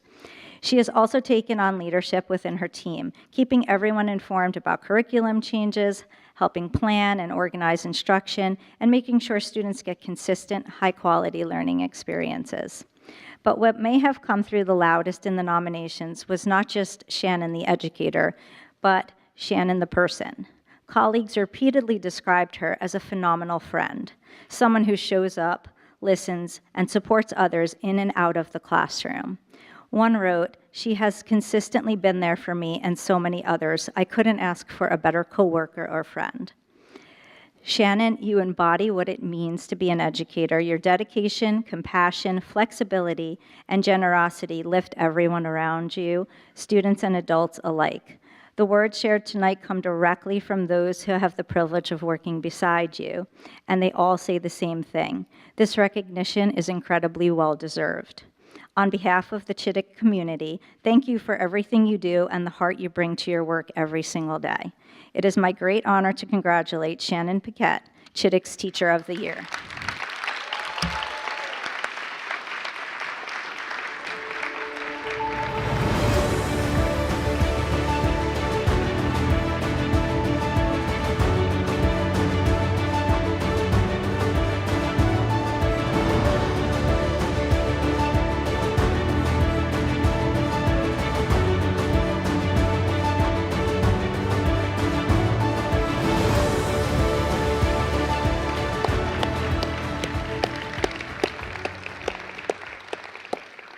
Good evening, everybody. My name is Mike Gaskell. I'm the principal at Central Elementary.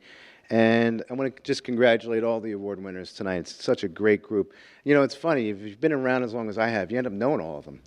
So congratulations to everybody I know.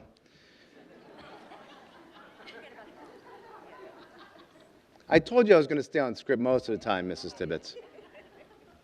You know, it's also Mother's Day weekend, and I can't think of a better pair of people to talk about than a Mother's Day weekend, because they are mothers to so many children in our school, and it's a powerful impact. So I'm going to start with, tonight it's an absolute pleasure to talk a lot about someone named, wait, who am I at here? I got it. I'm honored to introduce our Educator of the Year, Miss Victoria Herrera.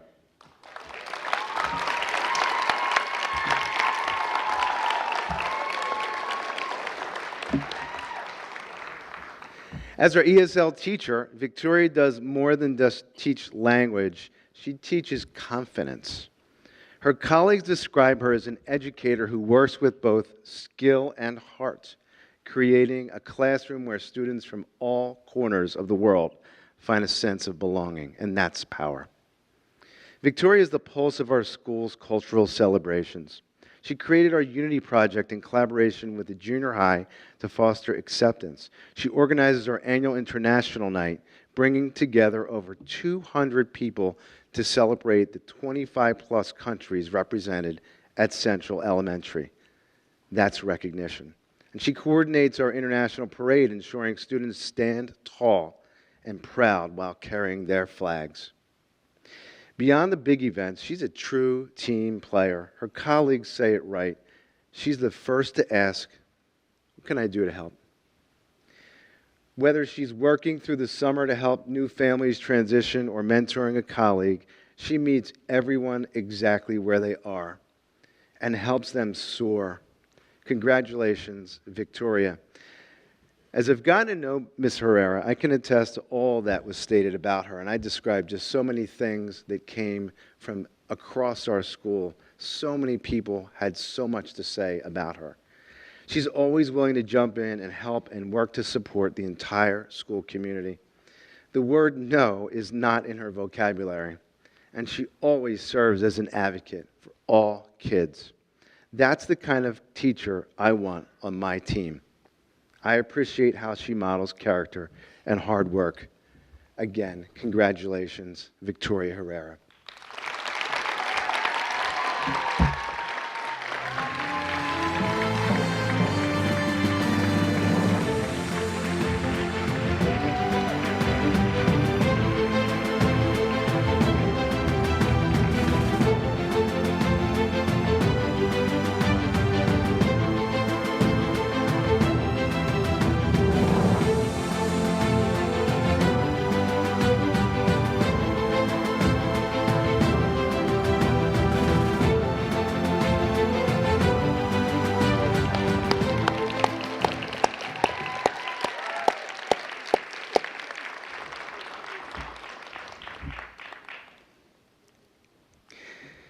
Next, it's my honor to introduce the support staff of the year, Mrs. Lisa Rayner.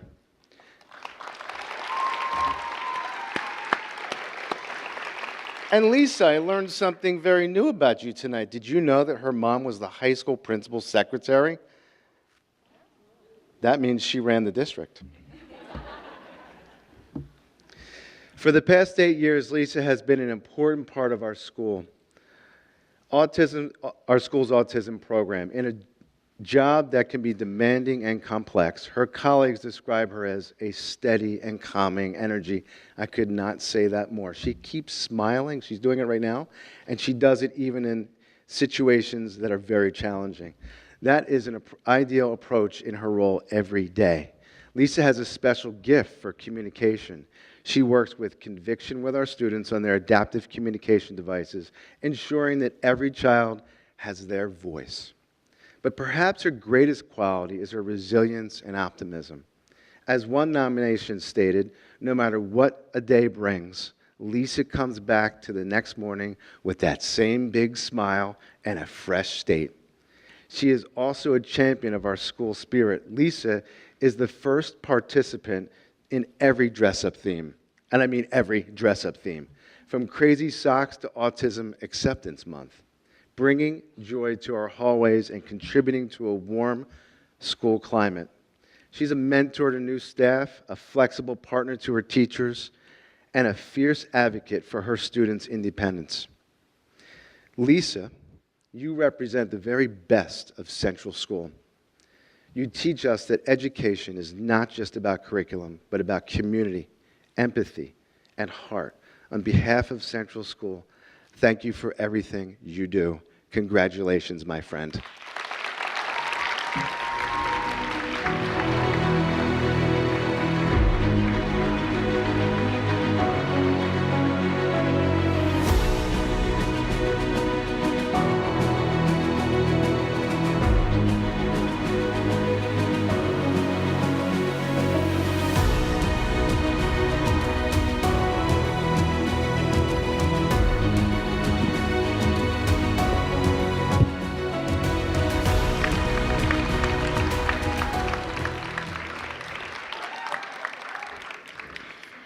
Good evening and congratulations to all of tonight's winners and honorees. I am Kristen Gristina, the proud principal at Bound Monroe Elementary School. Thank you. I am thrilled to celebrate someone whose impact is felt by our youngest learners every single day at Bauman-Rowe. It is truly an honor to recognize our Support Staff of the Year winner, Early Learning Academy preschool teacher, Mrs. Debbie Schaffner.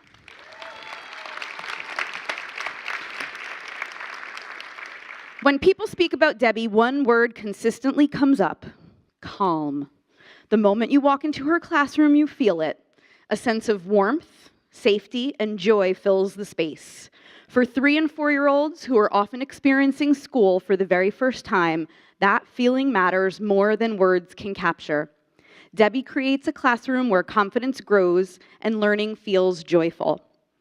Debbie has a remarkable ability to connect with young children. She meets every child exactly where they are, recognizing their strengths, supporting them with their challenges, and guiding them forward with her patience and her kindness. Whether she's leading circle time, guiding little hands through an art project, using puppets to spark imagination, or helping a child navigate big emotions, Debbie approaches every moment with grace and compassion. Her classroom is not just a place for learning letters and numbers. It is where children learn kindness, build confidence, and practice being caring friends. You can see Debbie's influence in the way her students move through the school. Her 3- and 4-year-olds are the quietest and most well-behaved in the building, walking calmly together, whether arriving in the morning or heading out at the end of the day. Most importantly, they come to school happy, smiling, eager, and tear-free because they have learned that school is a place of love and care, and they are so happy to be with Mrs. Schaffner each and every day. Perhaps what stands out most about Debbie is the intentional way she blends skill, care, and joy in her teaching. She understands that young children learn best when they feel free to be themselves. Debbie is unafraid to be silly, using music, movement, messy hands-on projects, and even silly voices to spark curiosity and connection.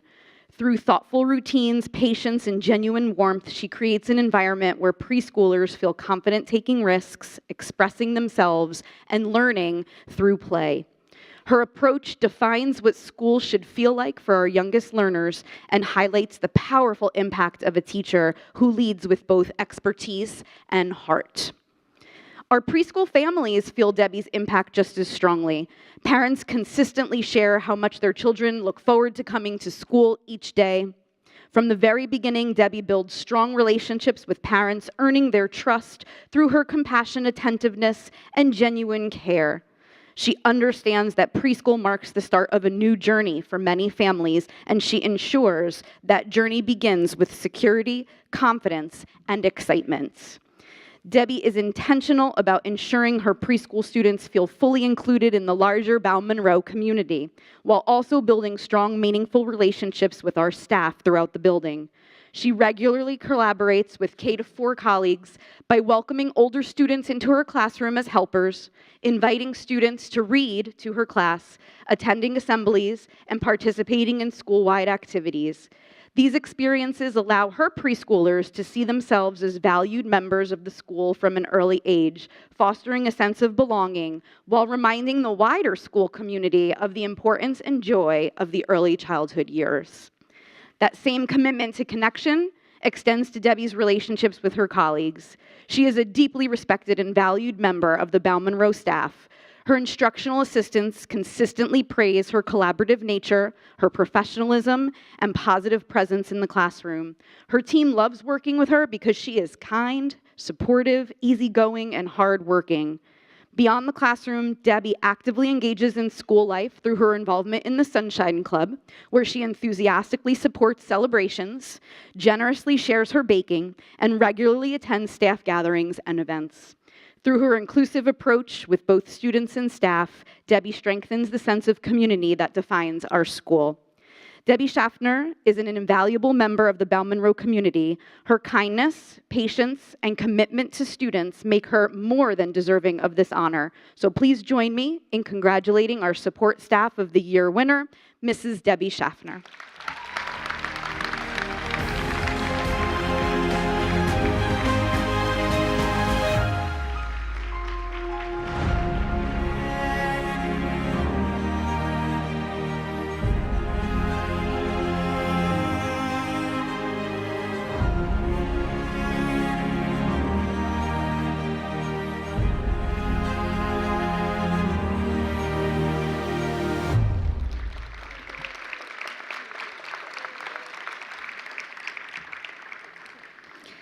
And tonight, the Bauman-Rowe community is proud to honor someone whose impact cannot be measured in lesson plans, test scores, or bulletin boards, though hers are exceptional.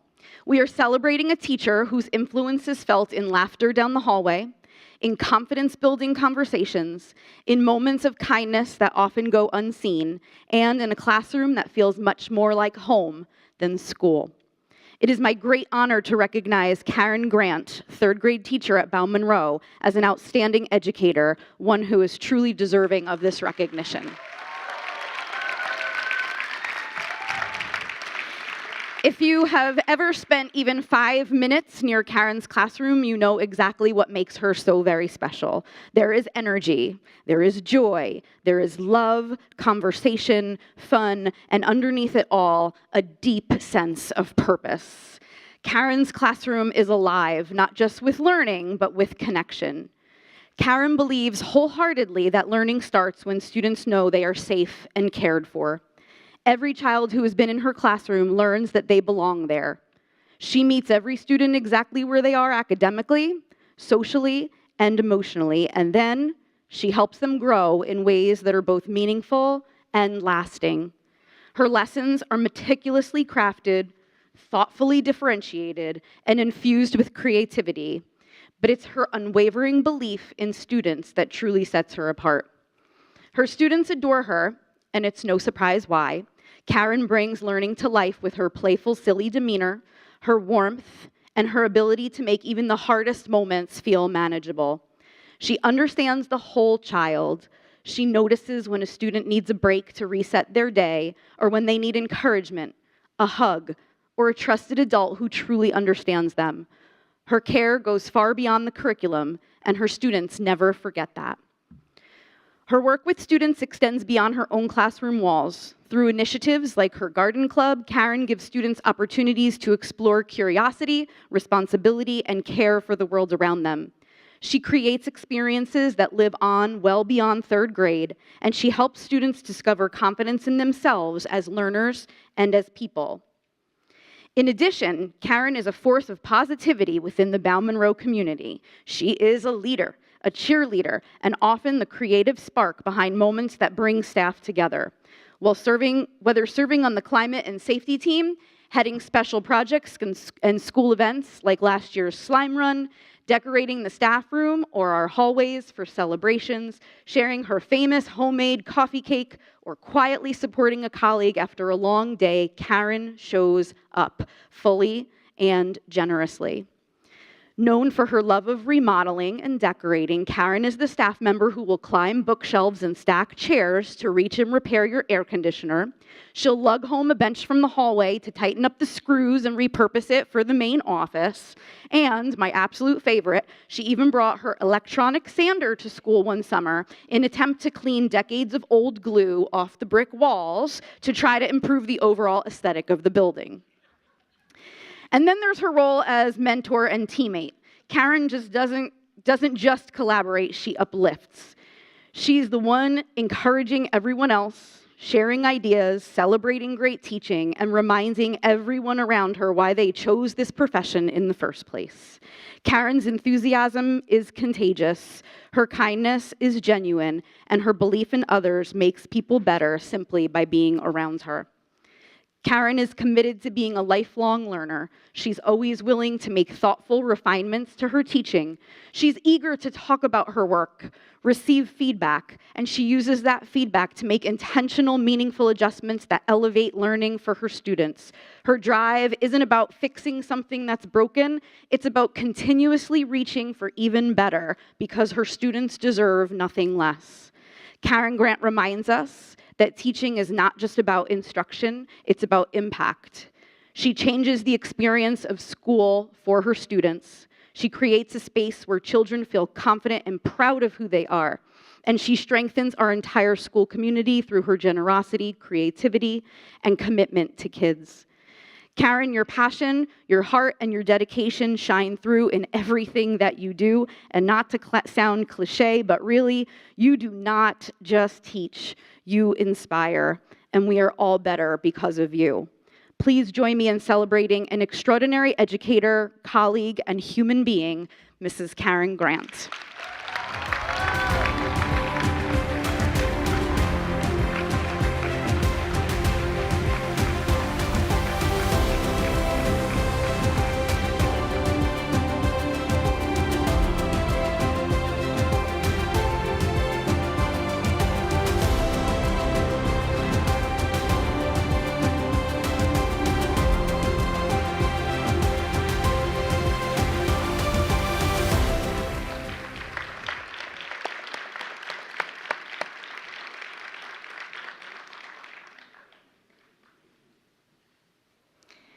our story is not over yet. Here are our staff members being recognized for 25 years of service. As I say your name, please come to the front for your certificate and pin. The pins, I keep hoping, just like the Hawaiian shirts at the high school, they're going to catch on. So I'm hoping these pins will catch on too. Our 25 years of service honorees, Margaret Augusta,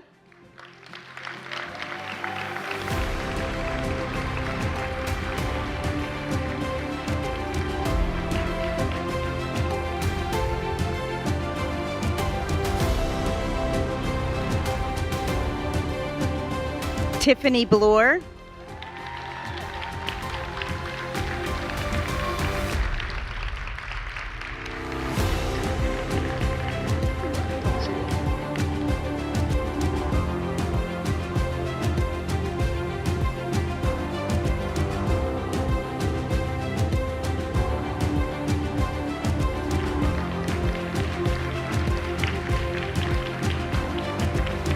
Melissa Farrell,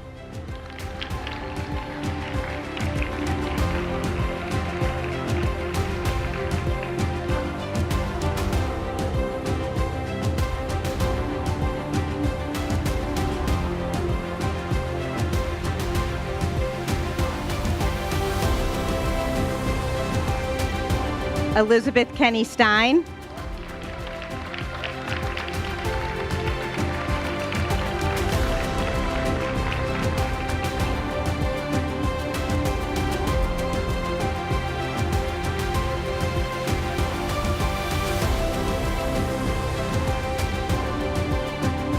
Aileen Larison,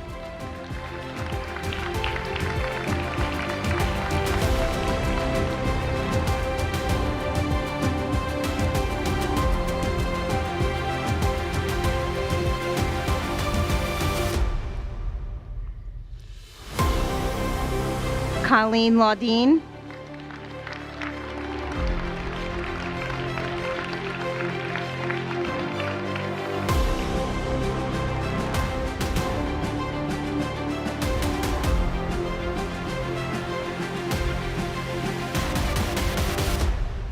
Joanne Mariani,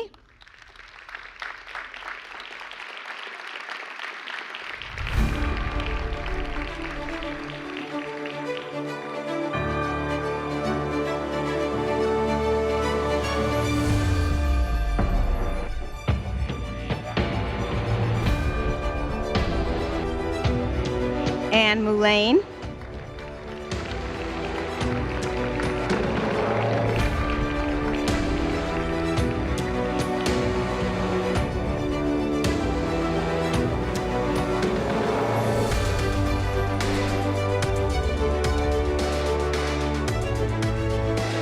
Russell Petranco,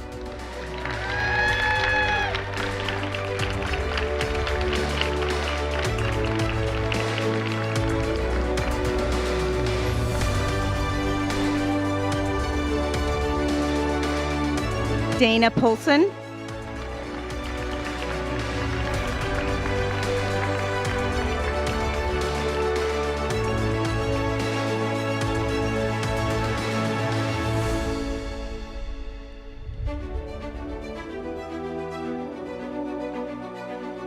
Cheryl Polsine Moore,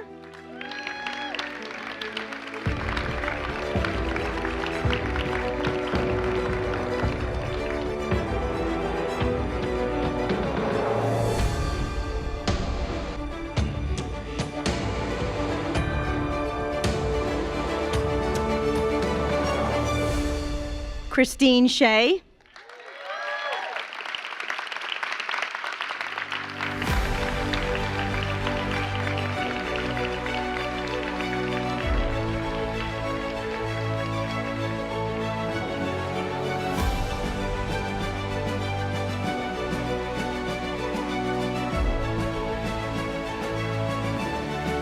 Nancy Takis,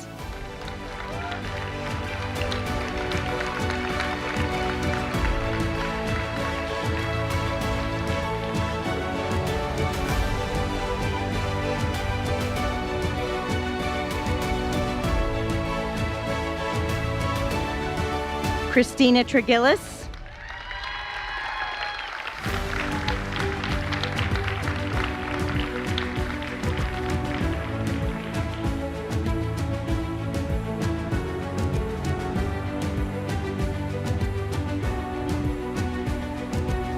Susan Turek.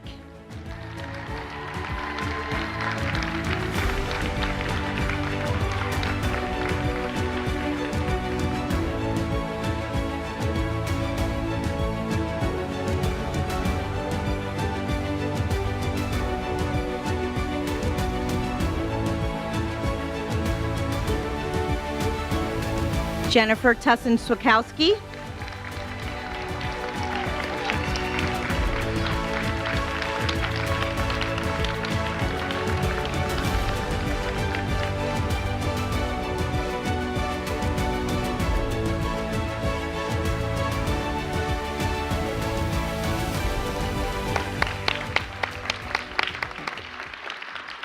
And those who cannot be here with us this evening, but we want to recognize them anyway.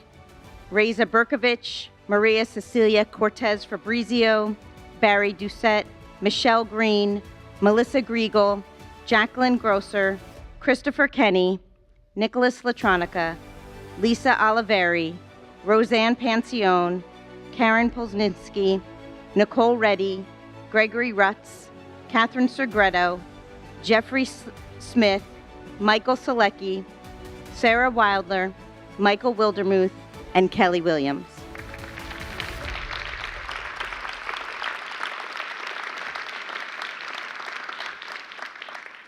And while she's also unable to join us this evening, a very special recognition to Maria Samolka, who has been working in our schools for 40 years.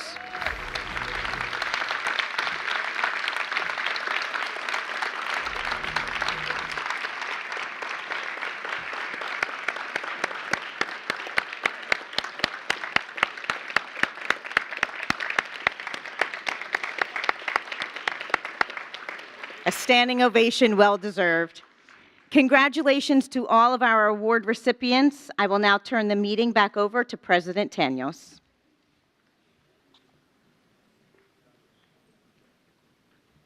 Okay, thank you, and congratulations to all of our award recipients this evening. At this time, we'd like to invite, we will call for a recess, and we'd like to invite our staff and our attendees to the cafeteria for refreshments courtesy of the EBEA. Thank you, everyone. Congratulations.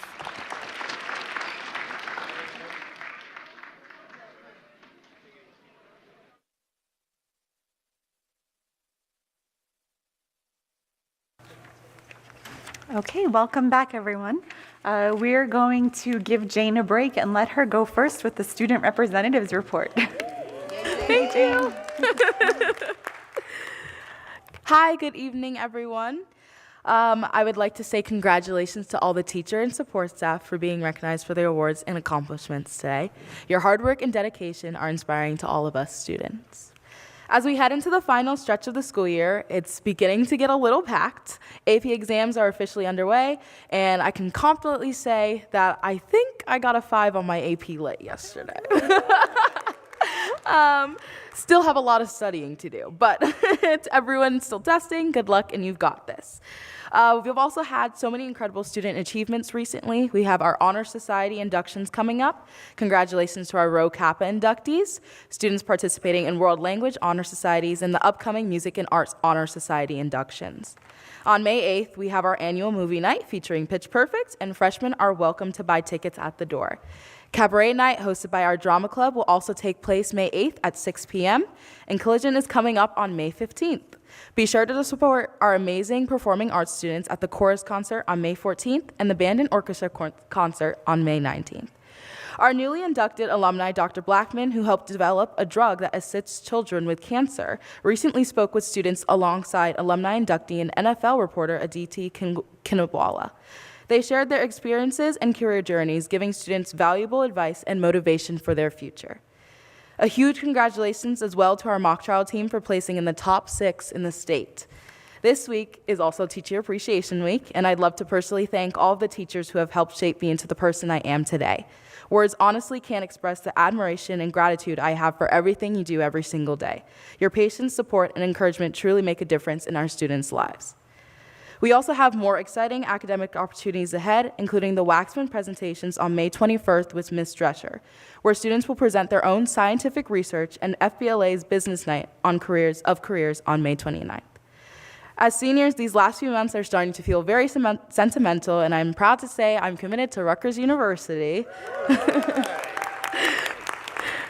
Between events, graduations, preparations, and finishing the year strong, it's becoming more real that our time here is coming to an end. We have Decision Day on June 3rd, where we'll celebrate everyone's future plans, and Senior Sunset on June 18th. One final opportunity to spend time together before graduation. It's bittersweet, but I think I speak for many seniors when I say we're grateful for every memory, every teacher, every friendship, and every opportunity that brought us to this point. Thank you. Thank you, Jane. Okay, we are moving on to our CKLA curriculum presentation. Good evening. I just want to start off by saying I do have some slides today, just really to aid the conversation. I want to start off by saying that, teaching reading is not accomplished in one way. If anybody tells you, any program tells you that they have the answer to the teaching of reading, they do not. And so I've been thinking a lot about this. There's a lot of rhetoric and all of that stuff, and I have spent over 20 of my 25 years immersing myself in literacy. It is my area of expertise. It is what I love to do, and often a lot of people who don't know much about literacy tend to talk about what literacy and what the teaching of reading is. So there's just way too many variables to consider. I will still take a highly effective teacher over any one program. It is why the plan I put forward to hopefully support the board's approval of CKLA tonight is really focused on supporting our teachers so that they add more strategies to their repertoire. Science of reading speaks to that all students need explicit and systematic phonics instruction and phonemic awareness, and in order to learn how to decode and all of that, and then you have balanced literacy on the other side and what it says to do. Either way, it's not complete. So what we offer before you is a professional learning and training plan. When we talked about this at the curriculum committee, we had questions left, and we talked about how are we going to make sure that there's oversight for what we want to do. I know Dr. Boldy is going to jump in as I go through it. So what we talked about is really looking at a multi-phase rollout training model with an initial launch and sustained follow-up sessions across the year. It cannot be a one-and-done thing. And to that end, we've been able to add one literacy coach to help support the K-2 adoption of CKLA. We're going to be focused on grade-specific training on skills and knowledge strands to ensure instructional coherence, not just in K-2, but across the board K-5. We're planning to embed coaching cycles where we have modeling, where our teachers who've had the opportunity all year to pilot and do some work with CKLA serve as a beacon for their teachers for the new teachers who will be adopting this, the co-teaching, the feedback cycles, so that we can move from compliance to strong practice. We also have engaged CKLA. We met this past week.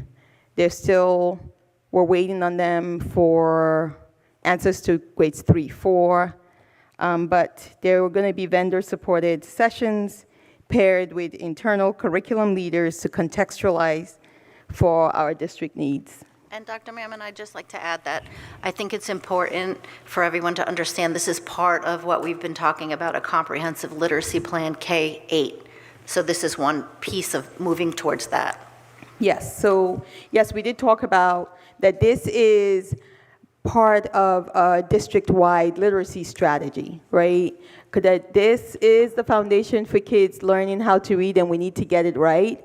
But beyond learning how to read, we have to figure out and strengthen the reading to learn across all content areas. Because there is a language of science, there is a language of social studies. And so how do we go ahead in supporting that? We know that there has to be leadership. And so we are looking at a plan for leadership team planning. And this looks like a formation of a K-2 literacy implementation team of curriculum persons, principals, coaches, specialists. We're instituting monthly data review cycles aligned to the CKLA units and assessments. Working on clear look-fors for classroom walkthroughs to ensure consistencies across schools, alignment of CKLA with district literacy goals, strengthening Tier 1 expectations and intervention systems. And we're also going to be really focused on grades 3, 4 alignment and for potential future adoption. And what that looks like for us, I know that at the curriculum committee meeting, one of the things concerns people had and we've since heard from parents and community at large was, what about 3, 4, and the kids who've had the opportunity to be in the pilot classes this year as they go into 3rd and 4th grade, are we going to leave them alone? So we've definitely had the conversation of looping in 2 of our buildings where CKLA was piloted, right? I think that was Wonsdorfer and Lawrenceburg. And we're waiting on CKLA. We had a meeting with them today for the extra classes for the teachers who would need them and the training. So they're going to get back to us. They were very supportive of that plan and willing to help us out. And the principals are fully aware and on board. Okay. I do also think that it's quite important that we are capitalizing on our teacher leaders. Those who piloted this year have the expertise to guide and work with their colleagues and, show them what worked, what didn't work, and what pitfalls they might be able to avoid. And so, because we want to invest in our teachers and their timing and their ability to do their work, we know that teachers learn best from each other. They need time to come together and learn from each other and share best practices and what's working. We are working on lunch and learn sessions that will be focused on some of these concepts of lesson internalization and pacing, even the differentiation within the CKLA lessons and supporting multilingual learners and students with IEPs. There's already meetings that are ongoing with the special education department to see how we do that. And then just basic learning communities are going to be centered on student work and not just pacing. And we've been hearing a lot from our teachers in terms of what they need in order to be able to support this work. Our teachers are really excited, not just the K-2 teachers, even the 3, 4, 5 that are willing to just dive in and try some new things. And so we want to capitalize on that. Creation of shared resource hubs is one of the things we're bringing teachers back together for the summer to do. We've doubled the, at least in the budget that we're bringing forth, and it's professional development. We've doubled that, right? I think we're doing more than double what we've done in the past. Yes. And this is, again, all towards for the teachers, because this is not going to work without them, without our teachers and their abilities to be comfortable in what it is that we need them to do on behalf of our kids. So we want to invest that time and money, bringing them back in the summer. We also want to make sure that in June, I believe, Joyce, June, while all the teachers are here, that we're able to. Yes, with the board's approval this evening, we have planned to kick off and launch PD starting in June and throughout this summer and all throughout next school year. We want the teachers to have that training before the school year gets out, get their resources and materials before school gets out, so that they have the time to really go through everything. And as we move towards this all year across the board, understanding that it won't just be in our K-2 classrooms, but we want dedicated job-embedded time for our teachers so that they can plan collaboratively using CKLA materials, data analysis as tied to the unit and benchmark assessments, vertical articulation to ensure skill progression. But in addition to that, there is work that's going to be done in the summer to fortify grades 3 and 4 of our units of study, right, that we will still be using. We know for sure that when we look at the what makes up for good reading instruction, that vocabulary is a piece that we need to kind of fill that gap within the units of study, and we want to do that.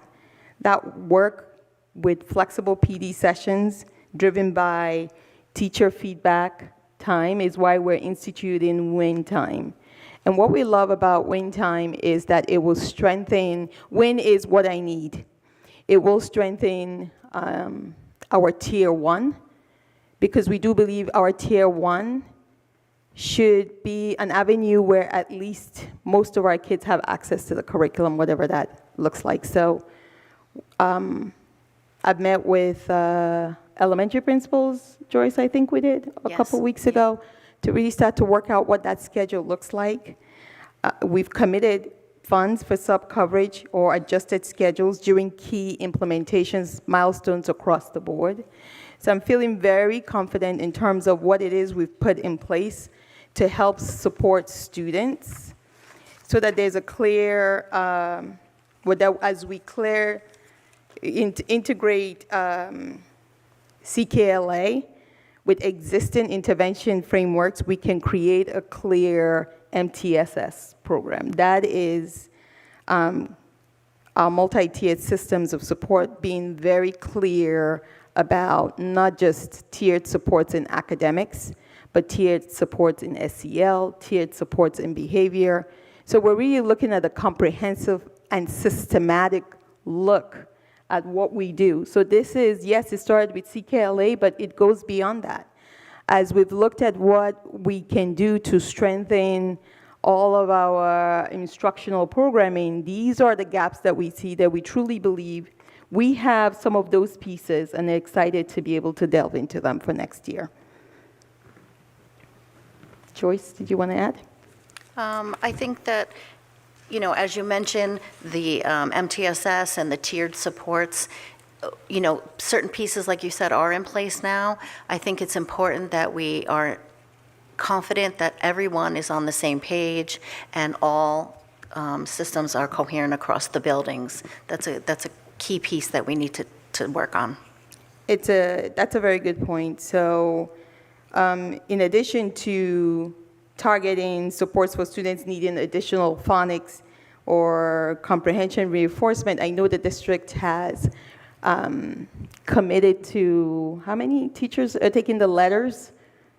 All of our reading specialists are currently taking the 2-year letters training. And I think that's just a huge, very important investment. That's not just going to help the early grades, but just across the board, K-5, K-6? Yes, okay. And as well as all of the ESL teachers and all of the special education teachers and all of the basic skills teachers are Orton trained at this time. Some are moving further to be Orton certified. Okay. And so this is going to help us to really be able to monitor progress because we'll have different data sets and different people looking at different sets of data and evidence to support the work that's being done, and to see clearly how kids are doing in 4 to 6 week cycle. And we know this is important. We often say it, but I think the difference here is we're not just saying it, we're dedicating the time for it. Our teachers have talked about not having enough time to do some of this work, and not because they don't know how to do it or they don't want to do it, but they often have a lot to do just day to day. So pulling and investing in substitutes for key time periods for teachers to be able to come out and really talk about kids work and how they're doing so that we can target instruction accordingly is going to be the key to the success. And we learn lessons, right? I've been talking to teachers who even piloted the other program. They've learned a lot that they are willing and know that they can apply, that these are skills that transfer regardless of what program we use. And so what you're seeing is just a timeline for the work that I just described that we're going to be doing. I think you all have that in front of you. And if you see I know grades 3 and 4, the vocabulary and conventions, we're confident that this is something that we need to do that will make a huge difference and fortify what we already have pending 26, 27, 27, 28 adoption of 3, 4, 5 at the very minimum. And the slide does say grades 3 and 4.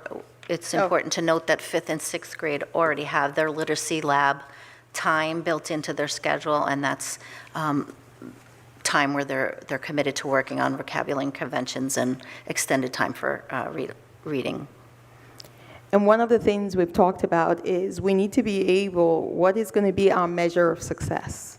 That, for me, is important to come back, and I cannot wait to be able to report back and say, this is how our kids are doing. I think that's going to be really important. And because we've spent a lot of time talking about this, we understand what that data needs to look like, and we've already put structures in place to begin to collect that data. I think that's going to be really important for us to start a fresh year, at least for me, certainly. I can't wait for July 1, where some of this work, we can lay that foundation, tweak the areas that we struggled with, right? Yes, absolutely. And then have the people in place and the time in place so that we're able to really kind of pull the data that I know that the board needs to be able to feel very comfortable in supporting this. So as a result, we will have classroom walkthroughs. This is from the leadership team, right? The principals, myself, the director, Dr. Bowley. This is something that it's already being scheduled monthly in my calendar for 26, 27. The look-fors, the data analysis of student performance every 4 to 6 weeks, and targeted faculty and grade level meetings based on data. In fact, some of the principals have said that they're willing to use time that they have with their staff to really dig in that way and find creative ways to have grade level meetings where we really look at data, because they know that that's the expectation and that's what we're looking for. So I feel confident and I'm hopeful that as we move forward with the board, we'll move forward with the recommendation for the board, that this is something that I'm confident we can deliver on.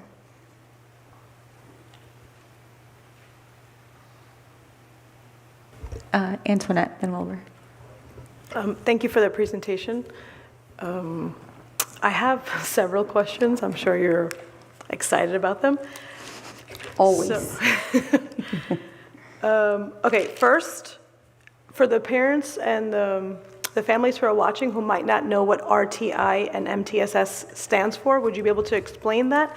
And would you be able to let the families know what some of the interventions will be once you recognize those gaps? Okay, so RTI is response to intervention.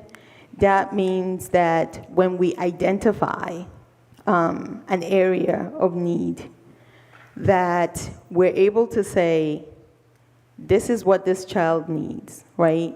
Depending on that 6 or, the part of the unit that we're in and what the kids need in order to be able to move them forward.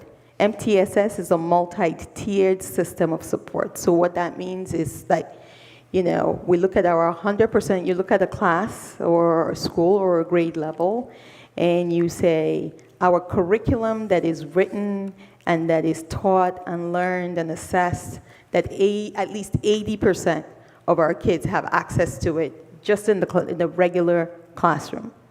And that the kids who are struggling, depending on what level of struggle, could be the second tier and the third tier.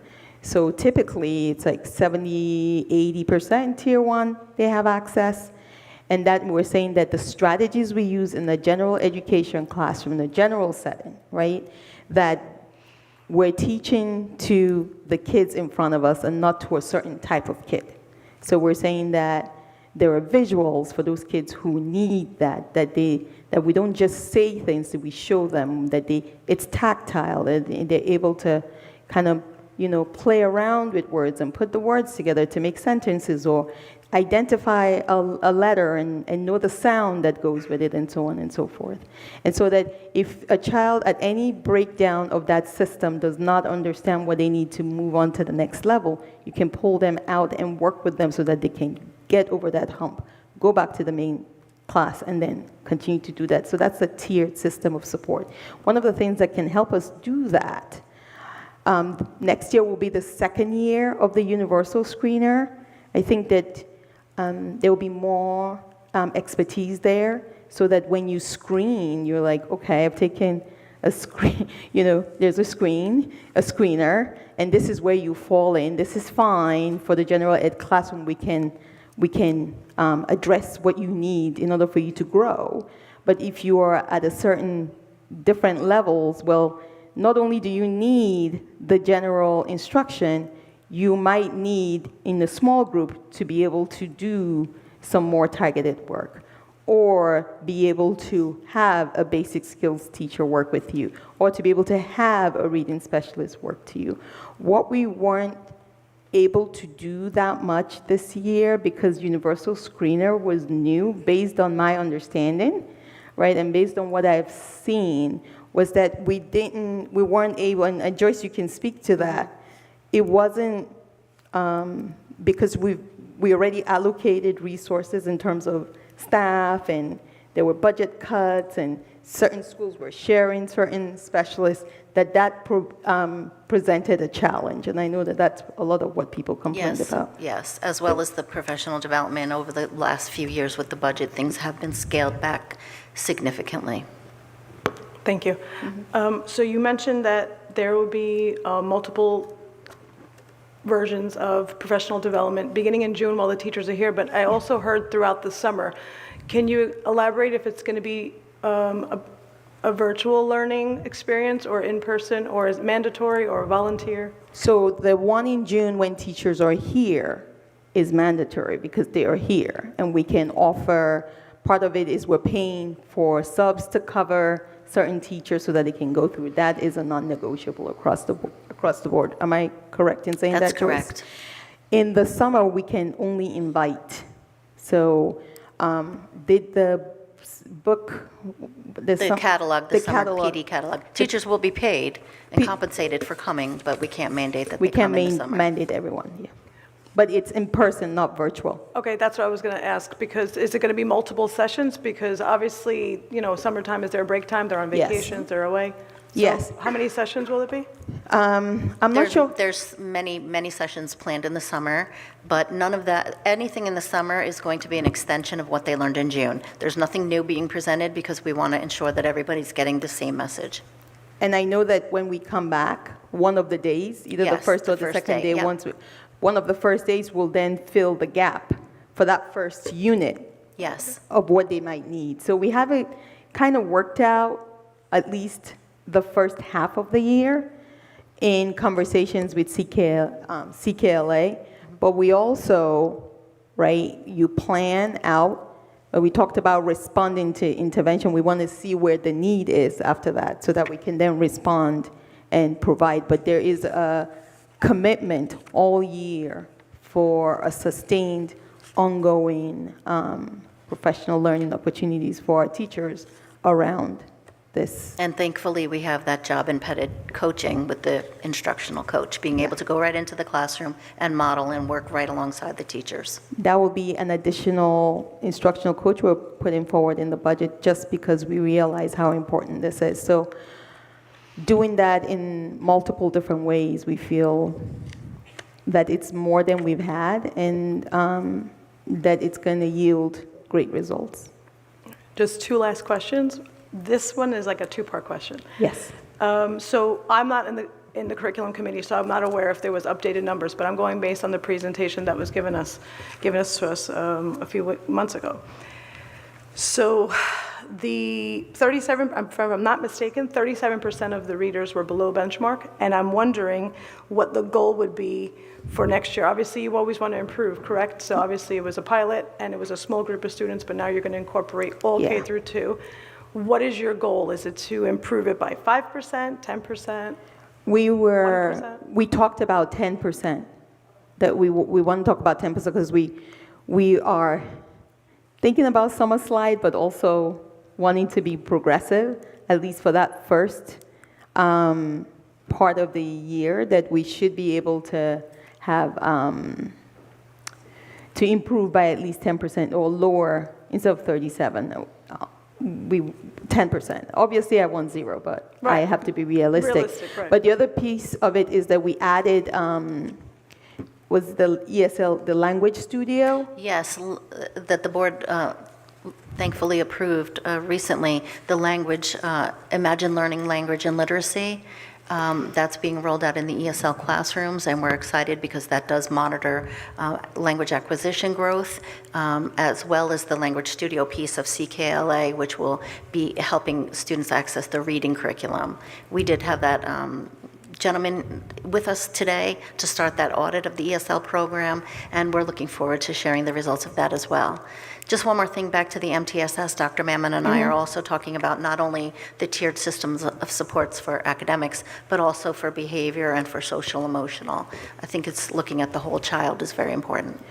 Because what we, as we disaggregated that data, I know Dr. Pan had told me specifically to look at the special education classes that were a part of this. And so in looking at some of that and accounting for why the scores were what they were, it had to do with SEL. And so we can't just look at academics by itself. We really have to have a clear system of support for behavior. We're seeing extreme behaviors, right? So we have to figure out how we address that tier 1, tier 2. Like, what's a tier 1 behavior that has to be addressed, right? That has to be embedded in what that looks like. And then SEL, what are some of those social emotional learning supports we have to put in? So we have a lot of work ahead of us, but it's not anything that's not been done before that we don't have capable people to do. And so when we disaggregated that data, that had a direct effect on how some of the students did. ESL students had when you saw those percentages of the kids that were low, so wanting to understand whether it's about the language acquisition, what was that piece that was missing is what's taking us to do some of this audit work now so that we can hit the ground running. So it's really a whole system approach. It's not any one thing. Like a program out of a box is not going to solve the problem. Okay. But a good teacher will. And then my final question, because every decision that we make on this board right up here is going to affect all the people that were just sitting in here, this room, just a few minutes ago. Yes. And I want to set them up for success. Yes. So when I'm making a decision, I have to also make sure that they're being given everything that they need to be successful. So this question is not a popular question, but it's got to be asked. How much does this curriculum cost for the K through 2, and how much would it cost for it to be K through 5? Joe? I don't have the quotes in front of me, but K through 5 is over $800,000. Just the curriculum, without not the PD, anything like that. So K to 2 is approximately half. That is a little bit less than half of that. It's based off of enrollment and projected enrollment over the 5-year commitment. And we feel confident that even though we can't offer this curriculum in full and with the professional development to the 3 to 5 teachers, that they would still be able to get the support amongst each other. And I am confident. I am confident because I have looked at the units of study and that data that's coming out of the units of study. Our kids are doing well, right? There are gaps and inconsistencies, but the gaps are not across the board. It's the inconsistencies. That's why we wanted to really build the coherence, yes. So that's what we saw. We saw pockets of that messes up the data, but then when you dig deeper, you see why. We've cut support for teachers in terms of professional development in the last how many years? So you see that we've reduced our literacy coaches from reading specialists, from what I understand, or am I? All of the coaches were eliminated. We're eliminated. Well, that's why I'm asking if the budget that we're spending for this curriculum for K through 2 is going to make sure those teachers do have what they need in full. Yes, that's why we're not just buying, we're not saying just buy K2. That's why we've added professional development, and that's why we're hiring an instructional coach just to support K2. I remember during the presentation that they said pacing was one of the feedbacks of the teacher. How are you guys addressing that? So I think we've allotted 150 minutes was what they had for literacy, but the pacing for this needs 120. So that 30 minutes is where we're getting win time from. We're not taking away from social studies time or science time or anything. So we're just looking at, we've always had 150, and we're just kind of reallocating it, right? That's right, and we okay. have dedicated time to work with the resource room teachers on ensuring that the program is implemented to meet the needs of the students that they're serving as well. Yeah. All right, thank you guys for answering. You actually answered a lot of other questions that I had here, so I appreciate it. I was prepared. I know. No, just, Wilbur. Yeah, thanks for the presentation.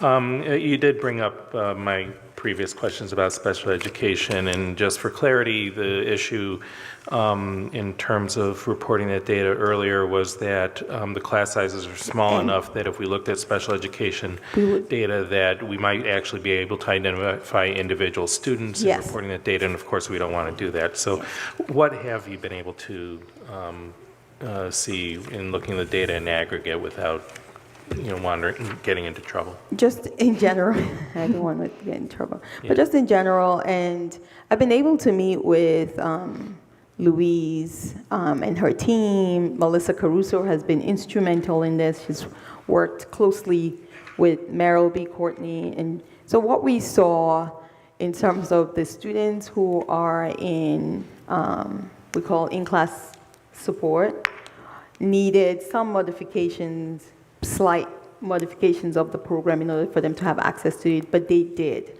It was the pacing of it, I think, that we saw where that was. So it wasn't necessarily that they were not getting it. It was the pace was even slower than the pace of the class. So part of why we need that win is to be able to use that time to catch them up. So we've really learned from this pilot in a way that I believe really strengthens the system as a whole, which is why we do pilots, right? So that we can see areas that we can address. Now, are we addressing every area? No. We've identified what the key pieces are that can self-correct the other pieces. So I'm excited to kind of do that work. I'd also like to add on that in talking a lot with the teachers, the special ed teachers in particular, often there's a time constraint with doing the grade level curriculum and doing IEP goals. Mm-hmm. So this WIN opportunity will provide extra time so that they can really individualize and give each child what they need. Okay, so the specific question is there any indication that adopting this curriculum will be detrimental to the special education students in any way? No, not at all. Okay. Not at all. I think what we have to do is that professional learning piece is going to be really important, because time for teachers to sit together and determine what works and be able to kind of look at each IEP goal for the kids, especially the ones that can do it, because we have different programs. There are certain programs that this will, special education programs that this will not be for, but for the ones that they are for, is the planning together and coming together to really kind of identify those key skills within and say, okay, this is important. We have to do this. we're going to see it again. So even if they don't get it to 100% or 80%, we know that they're going to see it again, and this is a critical skill. So that type of work and collaboration among teachers is going to be really important. Time for them to be able to do that and execute. It's going to be really important. That's why I'm really hedging a lot of that plan on the PD, professional learning for our teachers, and the support for our teachers. It's not because I don't trust programs, even though I don't.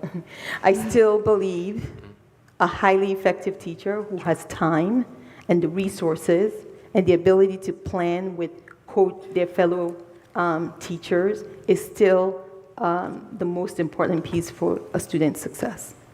Okay, thanks. Sorry, I have a few more. Dr. Coley, you had mentioned that every teacher has been Orton trained. Is that, did I hear that correctly? The reading specialists, the ESL teachers, and the special education teachers. Okay, all right. And some of them have been certified, and we all know that there's a difference between being trained and being certified. So can you give me a better idea of what percentage of the specialists and so on have been certified and what the long-term goal might be? I would say at this point, off the top of my head, I think we could safely say we have at least one certified in every building. Our long-term plan is to obviously expand that bank. I know a vision of the special ed department is to have an Orton certified team or cadre in each building who could meet the needs of all the students in the school and provide, you know, a tier 2 or tier 3 time with all the students who could benefit from that. Is one per building enough? I couldn't say off the top of my head the needs of each building. I would say that we would definitely want to encourage more. We can't mandate that teachers opt into this. It's quite a commitment of learning. But we are working towards encouraging, and we do have a new batch of teachers who are interested to start off for next year. Are there any metrics that we're using to see if the one per building that we have right now is enough or Well, not? currently they're working with the students who are on their caseload. I can definitely work with Louise, and we can take a look at what students have this in their IEP and who's working with them. If that would be helpful, we could, yes. Yeah, we could. And I think beyond that, it's not. I know what you're going to, because I don't want just one. Just want to say, maybe next year I'm going to ask for a couple more, if we're able to pass this budget. I think what that does is one teacher can only service so many kids. Right. And so when you have two, then it allows you to serve even more. But the goal is to build the capacity of our teachers, of our gen ed teachers, so that they're meeting the needs of more kids in a general ed classroom, which then kind of reduces the numbers for tier 2 and 3. So when you strengthen tier 1, right, because your main curriculum should be reaching majority of your kids. That's the work. And in order to do that, you have to make sure that there's a curriculum that is responsive to the child in the classroom today, not the one the curriculum is written for, some arbitrary, but really looking at what the kids need. You heard this evening about a lot of our teachers meeting the kids where they are. That's what we're talking about, right? So tweaking the curriculum to make sure that it's expanded and open to meet the needs of most of our kids. It's the same thing. Like when I was teaching 4th grade, if a kid said a bad word, I'm sending that kid to the principal. Now, I can't do that because there are other things that the kid needs to go see the principal for. So now the teacher has to address things like that. And that's kind of like the concept. And so if we give teachers time to come together and really kind of build and learn from each other and the different strategies that are working, and you put that together as a bank, that allows you to reach more kids and then lowers the number. But I'll take extra specialists in every building. Right, and where I'm coming from is that, you know, this certainly is a good start, but it is just a start. It is a start, for sure. It's not good to have a start without a plan in terms of that includes setting a goal as to where you want to be and how you're going to get there. So that's why I was asking. In terms of the curriculum that's being developed for grades 3 and 4, who is Can you be more detailed as to who's developing this curriculum, who's going to be involved with The this? teachers, the reading specialists will be coming together and working on this project. Okay, and they said that we're using the read aloud text, which I assume are the ones that we already have in Patterns of Power. Why Patterns of Power? I looked it up a little bit, and it seems okay. It seemed like it was free, which is always a bonus, but why that particular program besides the cost? Several of the teachers are already using pieces of that in their classrooms, and they're finding success with that. This was an expansion of that work that they had already started. Okay, is it aligned with the whole structured literacy approach that we're moving to? Yes, and they're using this outside of their reading period. They're using this in the literacy lab time. Okay, so are there any anticipated issues with kids completing grade 2 with CKLA and then moving on to grade 3 with this? No. Well, those students will continue with CKLA. The ones in This isn't, we're talking about 5th and 6th grade. Oh, I'm sorry. The Wansdorfer and The children in 2nd grade will continue. Okay. In Wansdorfer and Lawrenceburg? Yes. Wait, then what I'm talking about is the curriculum being developed for grades 3 and 4, right? Oh, Okay. the vocabulary Yeah. pieces. Yeah. And the first thing on that slide said June 2026. He's on slide 8. Yeah, develop curricular materials using existing read aloud text and patterns of power. Right. And I was asking, I was just wanting to make sure that this was aligned with the whole Yes, and structured students who are literacy. currently experiencing CKLA will continue that Will next year. continue on They'll be with their, Okay. we'll be expanding the pilot for the teachers to continue that for next year for those students. And the read aloud texts and that we're using for patterns of power and what's being developed is in line with the structured literacy. Yes. Okay. Last question. I remember when we were talking about the data gathering for the pilot, that there was only one assessment that was done over the, if I remember correctly, there was the DIBELS and then there was one assessment and that was done. And it was because there was a concern that, over-assessing the students would be too much of a burden for them. The downside, as I see it, is that we get one data point over that period of time, but, fine. But now it says that we're doing an analysis of student performance every 4 to 6 weeks. So there seems to be a bit of a disconnect between what we were told earlier and what we're looking at now. So I was hoping you could resolve that for me. This CKLA is broken into skills and knowledge, and there's assessments regularly in that program. So we'll be looking at student achievement in that area, as well as looking at the DIBELS results. So was there a reason during the pilot that we couldn't have done the same thing? We did. We didn't want to give the students in CKLA all of their assessments, and then also the assessments that the non-pilot students were taking on top of all of that. But we did end up giving them the common assessments, which we presented at the last curriculum committee meeting. Okay. Lori? Thanks. Thank you. Thank you for Go ahead. Thank you for the presentation, and again, thank you for to everybody that's part of the curriculum committee, because this definitely has been doing a lot of work. One of my questions has to do with families and parents, and how will we inform them about the changes in literacy instruction? I know for the pilot there was the opportunity for parents to kind of jump on a webinar and learn about it. Will we be offering the same option? So that's a great question. On the district website, there is a tile with all the information that one could want. So that will be updated and left on the website, as well as each school is going to be planning a literacy night where the parents can come into the classroom and see the classroom environment and see the materials, and the teacher can share with them how the program's going. We haven't planned all the details out, but it would be nice if they could bring their child with them, and the child could talk about their experience in the classroom, and as well as having more virtual sessions with the company to provide that general overview. Okay, Thank you. Will there be opportunities throughout the year for parent and student feedback? Absolutely, and teacher feedback. Yes, I think survey and informal conversations are very critical. Okay, thank you. I know in our second curriculum committee meeting, towards the end, we talked about the teacher buy-in and everybody rowing in the same direction.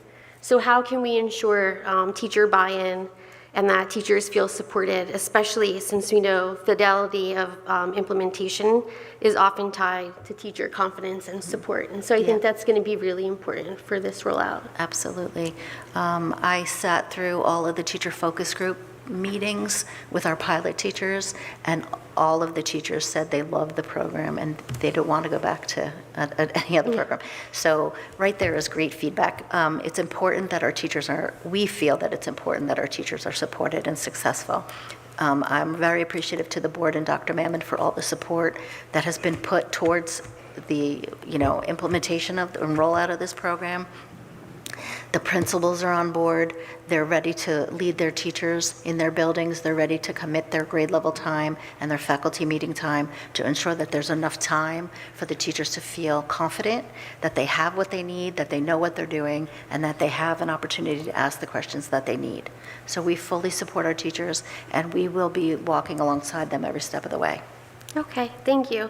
Well, what specific information and progress updates or a timeline as to when the board will receive updates within the next year as to how the rollout is going, how what the feedback is, what the progress or measurables that are decided on, how we know that what we have in place is working as far as fidelity and consistency. Well, we can certainly schedule walkthroughs for the board so you can see it in action for yourself. Maybe some of our learning around the district presentations could include teachers and students presenting, as well as data presentations. We can certainly share updates on achievement in the classrooms and what the students are demonstrating. Okay. I think also one of the things I would like to see, since we have a system in place, a monthly curriculum committee meeting we've been talking about that allows us to see, to look at issues around or matters of curriculum and instruction, just teaching and learning period. I don't even know if it's just curriculum committee. Because that's an avenue where we can share that. We can even have teachers who are involved come there and share and take a look in a way that is more productive, I believe, where questions can be asked and, people can see. But I want that monthly type check-in. How are we doing? And then, because our assessments are quarterly, I believe, and then maybe after those assessments, then we can do like a formal presentation. I don't. Yeah. Okay. All right. Thank you. Anna? So a while back, I had asked about a teacher survey because my concern, particularly with the pilot, was that the staff didn't have sufficient professional development. And I'm talking from personal experience, having been a teacher on the receiving end of professional development, that for whether it be curricular or whether it be training on a new program, training in new technology, of feeling inadequate, in feeling not as well prepared as I would like to have been. And so I love what you said about WIN support, what I need time, because so many times I would have, and again, because remember, I started teaching 40 years ago, so I'm talking from a very long perspective, where we would have professional development, but it wasn't what I needed. I would leave the professional development, and I'm like, that was 2 hours of my time that I'll never get back. That didn't help me. It did not prepare me for the classroom. And so that's why I really appreciate what I've heard here this evening, that you're planning on sufficient professional development. And it's not just one session, because one session isn't going to do it when you have a program as extensive as an ILA curriculum. And to hear you be willing to give teachers time, that is a precious commodity when you're in the classroom, because you feel like there's never enough time. You have so many things that you have to do, so many responsibilities. And being able to talk with colleagues. I mean, most of the time, if you don't have the same prep period as your colleagues in your department, there's just no way to communicate. There just is not enough time. And the best way to learn is from each other. You'd have teacher leaders who are familiar with the program and can answer questions and can give hints and tips and encourage other teachers who might be struggling. Hey, you can do this. I can help you. So I most sincerely appreciate the fact that you have this professional development plan in place. I know for myself, I always took advantage of professional development over the summer, and I know a lot of teachers did. In fact, they would have to cut us off. Like, there was only so much money. Because we want to learn, and I know the last few budgets, that's been hacked away. So I most sincerely appreciate that being done. And I also just want to thank Dr. Maman for sharing your expertise. I almost feel like you're the perfect person coming in at this time with a new reading ILA curriculum. The fact that this was your area of expertise gives me so much more confidence that I might otherwise have had with somebody who's leading this who has no classroom experience. So I just want to put that out there, how much I sincerely appreciate that, because if I didn't believe it, I wouldn't be saying it, and you would know if I didn't. Yes, I would know. You would know if I wasn't happy, so I just want to thank you. No, thank you. I think it's important to note that this is really a thoughtful, it's a phased, thoughtful approach to ensure the long-term impact across all grade levels that we're looking for. I still see myself as a teacher. I need time. I learn the most from my colleagues. And we talk about PD a lot, right? The structures we have in place, it often serves as barriers to what it is we need to be doing. So we have 4 days of PD in a year? That's it. And when you think about the 4 days of PD in a year, professional development consists of training just to be able to do my job, right? So I have no choice, right? And then it could be the mandated GCN training. That's a whole other thing that you have to do.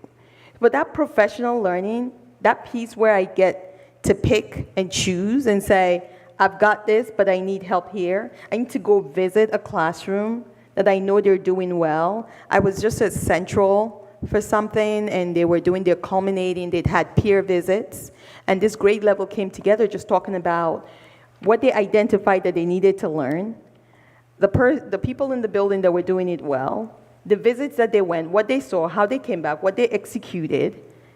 You should have seen the joy in their faces and their ability to say, remember this kid that wasn't able to do this? When I saw how they did this here, I did that, and the child now knows how to do it. That's what I want. For me, I want more of that. And so we know that in order to have more of that, it cannot just be the 4 days that we have all year, that we have to get creative in looking at what things do we have in the schedule, what areas can we creatively use so that teachers can have that. So a lot of those sessions happening in the summer too, teachers are coming together and I piloted CKLA, this is what I learned. This is how you can bypass this, and you could do this, and this will help you in the end. Just like little tips and tricks. People value that. That saves a lot of the new teachers' time and going, my colleague did this. This is how that is not anything anybody but a practitioner can teach you, right? So as we move along, we have to start to really think creatively beyond what it is we have to do. We have a teacher contract that says what we can and cannot do, or the time and what needs to happen. But beyond that, right, the intrinsic way, if we really want this, there are ways in the system that we can continue to kind of explore and examine and say, how will this help us more? And all you have to do is ask the teachers. A lot of this is not my brainchild. This is me talking to teachers and saying, how is it going? Well, what would you need the most? What would help you the most? That's all I did. I did not, this is not something I sat in my office and figured out with Joyce and her team. We were out there talking to people. We talked to principals. What were you seeing? And so this was a culmination of all of that that said we needed more time. And then we said, okay, so what time? Where are we going to find the time? And then we kind of collectively started to look at, well, if we do this, maybe I could do this, maybe I could do that. And the principals came up with it. The staff came up with it. So that's why I'm really, again, confident. And as we go along, if it's not working out, we'll know too, but we're not going to wait till a year later to make changes if we know that it's not working. Liwu. Sorry, are we? So, Dr. Mama, I want to thank you for bringing this literature program to here, and same to it was here. Dr. Bodie, okay. And some parents. You contribute a lot. So this take entire community to get this language program here. You know, it's a teamwork. Thank you very much. So I think I like the idea lunch and learn section. Dr. Mama, this is very creative. It's your word. I think bring teachers together. So let them learn from each other. Each teacher teach different student. They got different feedback. So if we give them the opportunity to exchange their ideas, that will help each other grow, especially help the new teachers to grow a lot. So I suggest this lunch and learn section is not just for the language. We can expand it to other programs. So give them, let's say, monthly, have one section. Let the teachers teach same subject, but from different buildings. Let them get together. Let them know each other. Let them exchange ideas. Let's exchange the lessons they learned. And then I believe that will be very, very helpful. So Dr. Mema, please think about it. And another thing, you talk about how students need additional phonics and comprehensive reinforcement help. Can you elaborate how to identify those students who need additional help? I believe the district already has things in place to identify kids who need. I know you have foundations, right? Yes. We have foundations? Yes. We have foundations, we have Haggerty, we have other, you're asking how we're identifying students who need additional help in the classroom? Yes. Yeah, well, through the assessments that the teachers are given, formative assessments, they're able to identify students who are struggling to meet grade level expectations. And then we do have systems in place to help provide the additional services that they need, whether it's basic skills support with a reading specialist, whether it's after-school tutoring, or other services that they may need. Okay, so Dr. Mamon, you mentioned that we have a monthly data review cycle, and then another space here, the 4 to 6 weeks cycle. So you mentioned that you are going to report to the board on quarterly basis about the program? Yes, I said quarterly basis because then we'll have some level of data, right? Because we can't just say monthly. Yeah, I suppose the idea of quarterly. Yeah. So the board can provide any additional support you need. Yeah, we're here to help. Thank you. Bless you. God Thank you. bless you. Thank you. Anybody else on that side? Or Tim, go ahead. Go for it. Yeah, go for it. Quick question. Are there parents or other members of the community who are involved in the curriculum committee? Yes. That's great. Lori, you want to? Lori's the curriculum committee chair, so. Yes. I don't know if you want to, don't identify them, Yes, just no, in I case they would- don't want to be I- identified. I'm not looking for names. I Yeah. just want to know that that is happening. Yes, it is happening. We've had 2 meetings, and we've had them in person instead of how they used to be held virtually. And we have had good attendance from staff members, administrators, members of the committee, and parents. That's awesome. If my count is not mistaken, there are 7 parents on the, yeah. Oh, that's 7, great. Yeah. Yeah, I think there's a tremendous amount of expertise in this community, as we all know, and I'm glad to hear that we're tapping into that. I want to give them a lot of credit. They provide, inject a lot of knowledge, resource, really meaning a lot. Thank you. Antoinette, I just wanted a clarification. You said that the students that are currently in the pilot at Lawrence Brook and Warnsdorfer will continue it in third through fifth.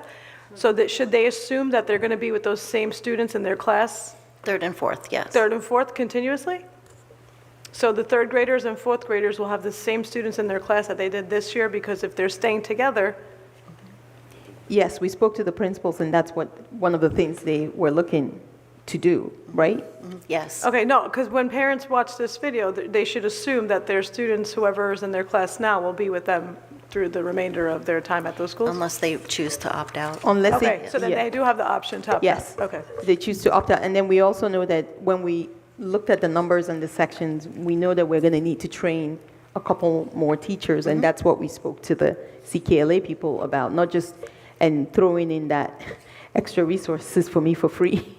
But does that put the students in the other classes at a disadvantage when they get to Hammersholt?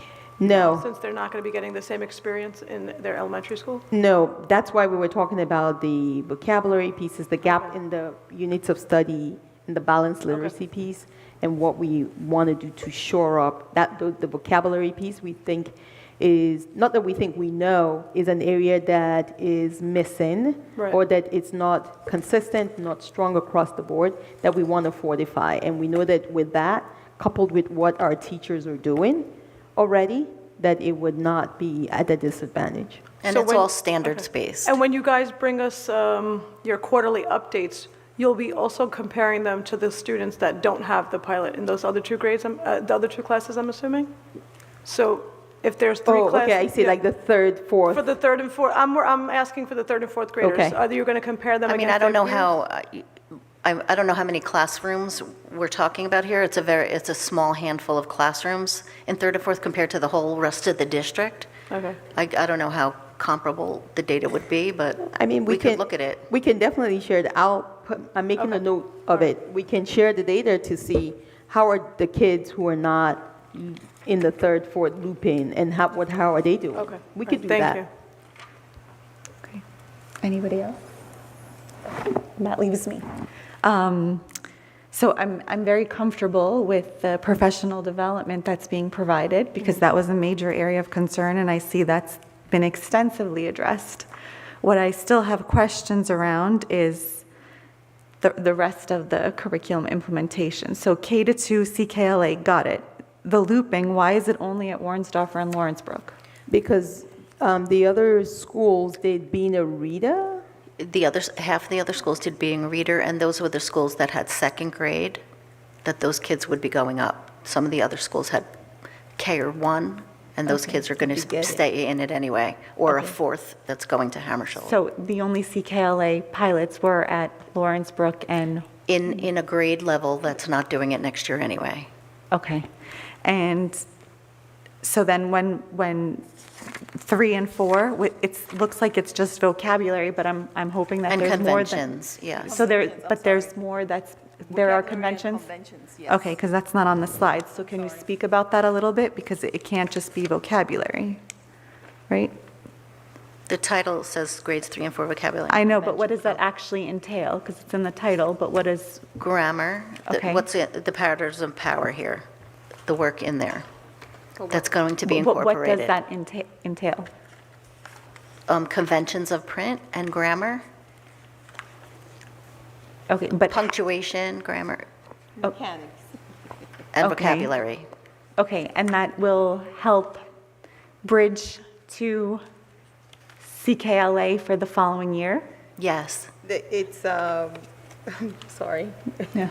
No, look, I like a plan. What's the plan? Because this is not a plan. This is a nice. When she talks about conventions, it's what it is we put together to make meaning. So it's bigger than just the grammar, right? Right. So it's strengthening, because we've heard that, balanced literacy, it has, which is the units of study that we use, that one of the things that people have said about it and why people lean to structured literacy is the way it identifies the conventions of learning and be able to explore language. So that piece is what we're using patterns of power to shore up. So it's more involved than just mechanics and conventions, but it's about language exploration itself.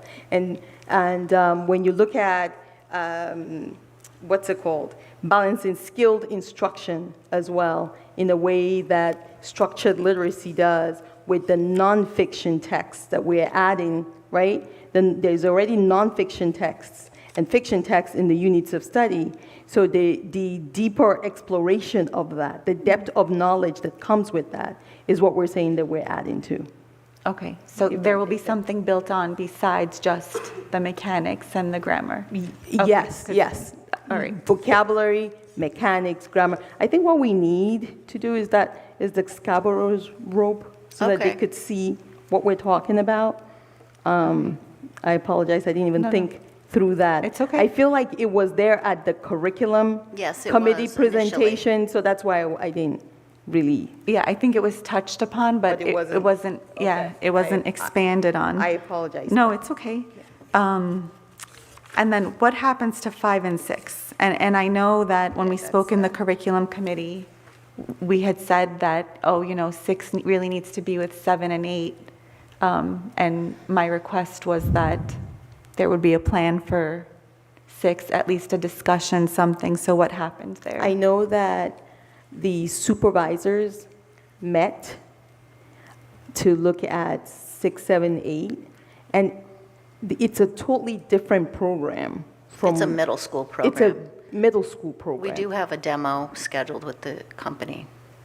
Okay. So what are we doing for this year? Because 5th graders who are in the pilot, what happens to them next year as 6th graders? Well, we're discussing the looping piece with those teachers, but it's more complicated at Hammersholt. No, I know that, but that was supposed to be part of this, because what happens,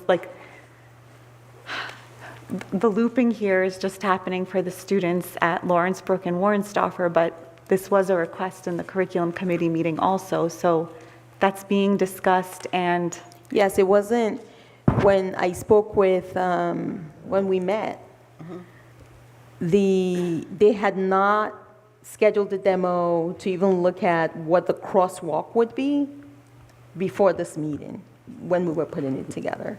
I don't know, I think the demo is supposed to be when? I think it's in 2 weeks. so will it be rolled out for this upcoming school year?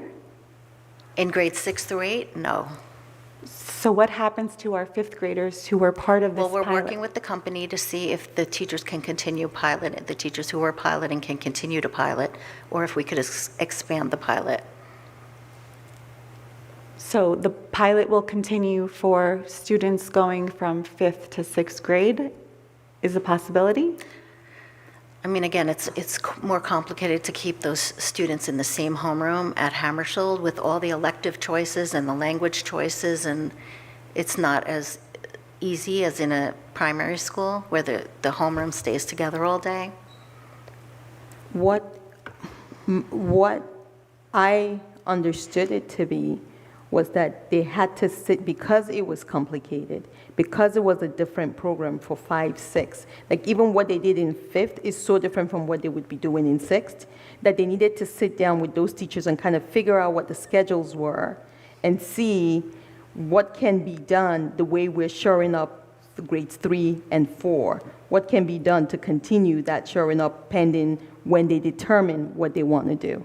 But as when we were getting ready for this board meeting, that information was not available.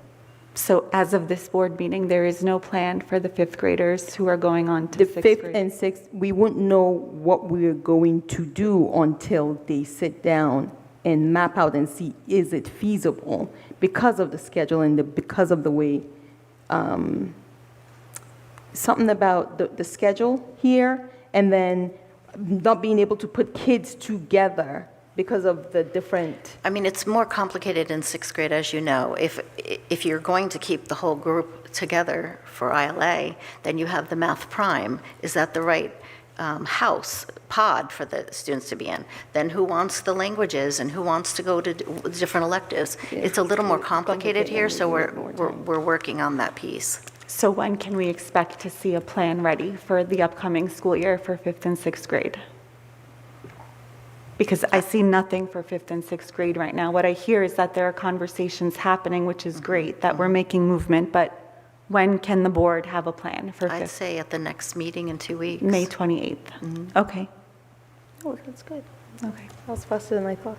Can I just make a note? We need to be, if we're going to present something at the 28th, because it's a special meeting, we would have to know that and set it on the agenda. So it couldn't just be added because it's a special meeting. Do you think you'll have it by then? So. Can we do it in June? Or at the Or curriculum it could be committee added meeting. in June. First, because we have a curriculum committee meeting coming up. Yes, we could do it then. I know that you were trying to find a date in May. Yes. So we could do that there and then maybe do a big, in June. Are you okay with that? Sure. It's 5th and 6th. Yes? No? Yes. Okay. Thank you, I appreciate Okay. that. Lori, good with that? Lori, you're okay with that? Yes, I know that we were working on a date for the I end of emailed May. you. I think you Yeah. had emailed me, and so Okay. we had to see when the district, like when the availability of the administration building was for the end of May. But yeah, that's Okay, so the expectation is that we will be discussing what's happening to fifth and sixth graders moving forward. Okay, Yep. just to be clear. Among other things. Among other things, yes. Okay, and then as far as the lunch and learns, how often will those be happening? We talked about monthly at least, but then there were avenues where there could be more options depending on the building and what the principal sees the need is to bring people together. Okay, but is there some sort of a guide or a calendar being put in place so they kind of don't fall off the? Yes. Okay. Yes, yes. And I know there was talk about, I think it was Lori that had asked about how the data would be presented to the board, and Dr. Bull, you responded with that there would be some qualitative data from teacher feedback and principal feedback, but, and I know you said that there would also be like actual quantitative data. If we could just have that quantitative data piece be readily available, because the quality, like I feel like with the pilot, there was a lot of qualitative data as opposed to quantitative data, and we really do need both. So, you know, for moving forward, I would like to see that they're both hand in hand, not just feedback. Understood. Thank you. That is, I think that is it for me. Anybody else have any additional? Okay. All right, so we are moving on to our public hearing on the fiscal year 2027 school district budget. Okay. So just so the audience knows, we'll review the budget, do a presentation, and then we'll open up a good of the cause just on the public, on the budget. And then there'll be another good of the cause for general comments from the public. When we get to that point, the 3 minutes still, you have 3 minutes to discuss whatever you want about the budget. And we'll handle it just like a public open session, comment session, but just on the budget.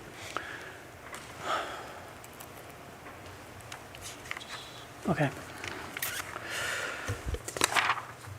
So, next slide.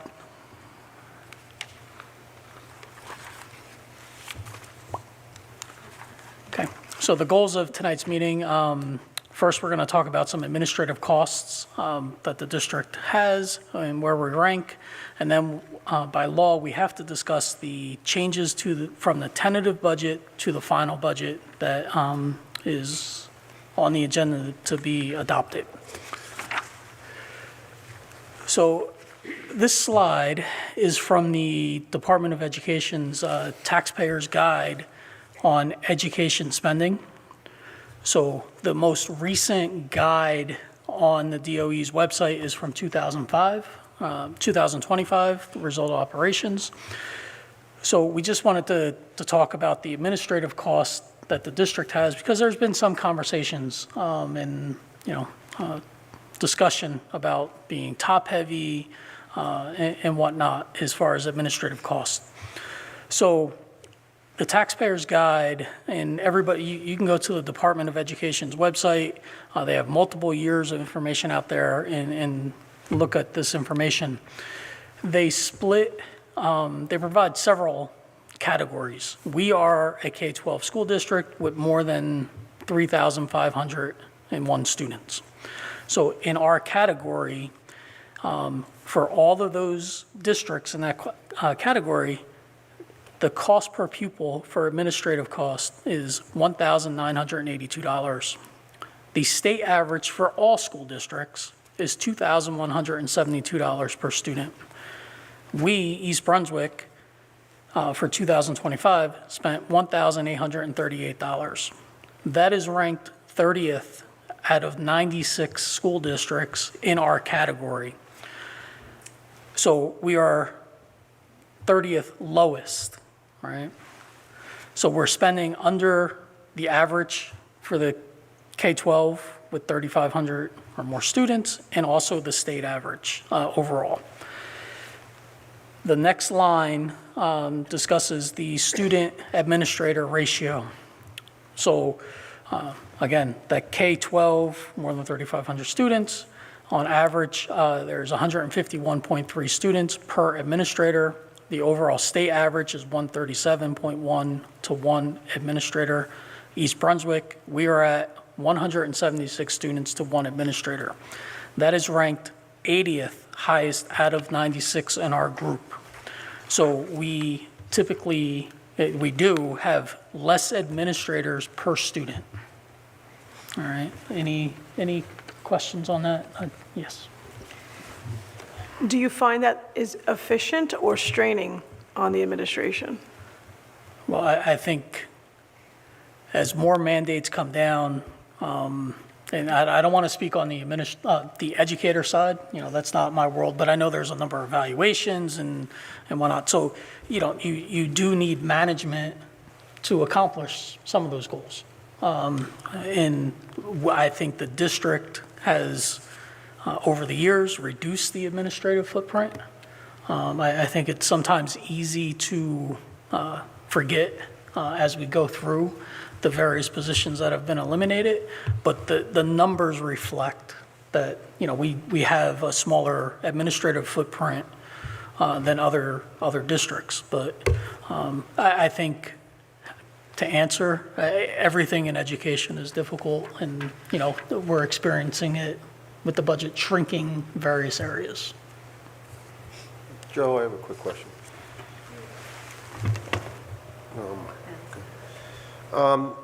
When you say the administrative, now you're not just talking about the administration in the buildings, you're talking about full administration, which would include central office and everyone? Is that Yes. what this formulates up to? Okay. Yeah, so the state, we have a chart of accounts, right? So there's one set of accounts is for school administration, district administration, IT is in there, finance, HR, and then there's a component, there's a calculation that takes the health benefit cost and brings it together. So it would be, yes, the whole district's administration, not just a specific, it's not just the principals, right? It's Right. the complete. Thank you. Quick question. the category is kind of strange, right? I mean, it's K through 12 with 3,500 or more. I mean, we're at what, like 8,200 here, 8,300? Yes. So is there a category above us? No. No. So this is the highest category, right. And I mean, we have, we're talking about like 4,000 extra students in terms of our district versus districts that we're being compared to in this category. Yeah, it's a wide range. So you have a lot of K to 5 school districts, K to 8, K to 12, and then they break down enrollment to put you in the best cohort that fits your profile. Okay. Next slide. Sorry. Oh, I'm sorry. One quick question. It's hard to see up here. Yeah, I know. This is, it's making my neck hurt, that's for sure.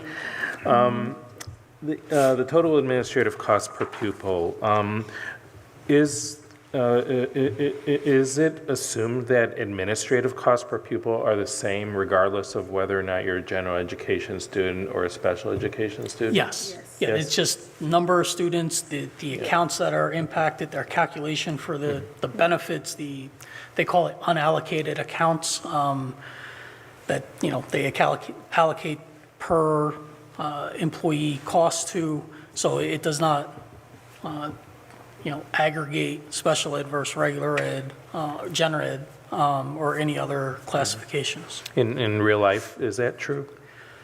I know how they come up with metrics like this, but in real life, is that a true statement? Probably not.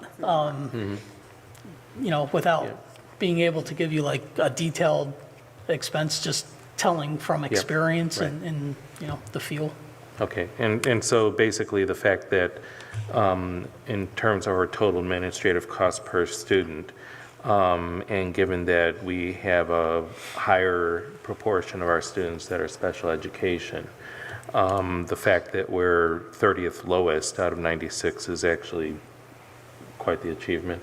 I'm asking because I pulled numbers not quite like this last year when I first got on the board, just to better understand our financial situation. And I remember one of the things I figured out that out of the 5 school districts in Middlesex County, we were right in the middle of the pack in terms of how much we were spending per student.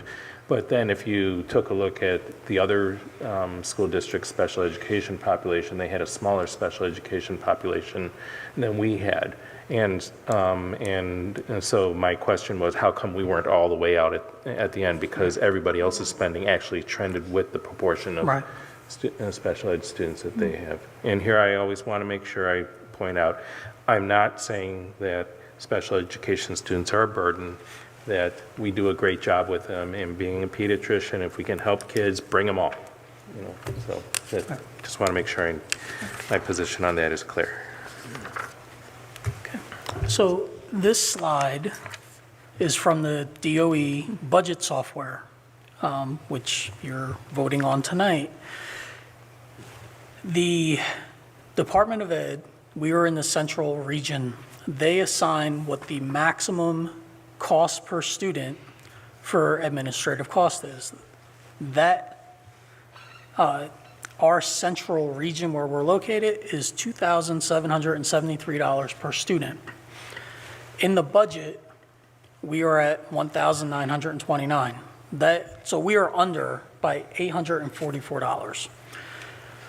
So one might assume, okay, oh my God, from the previous slide, we were at 1838, why are we at 1929? Health benefits, right? Remember, we have a significant increase of health benefits. That is part of this calculation. So that is an increase that we're seeing. The thing that just, it's great we're under, right?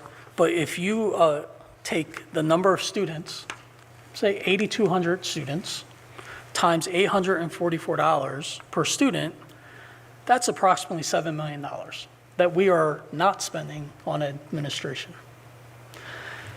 So, we have talked a lot at the board meetings about the budget, what we've done. There is a reduction of a central office member being cut to balance the budget.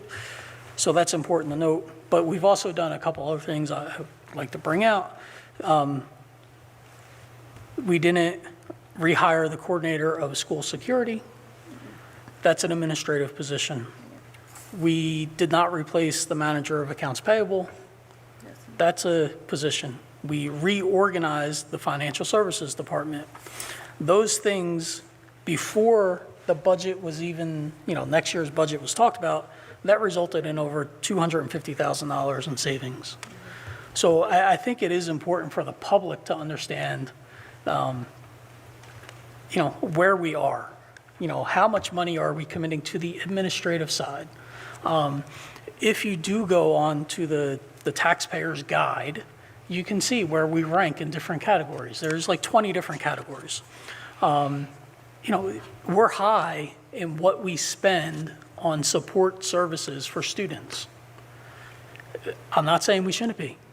If that's where the money should be going, right? We're spending it, we're high compared to our neighbors, our the people in our districts in our cohort.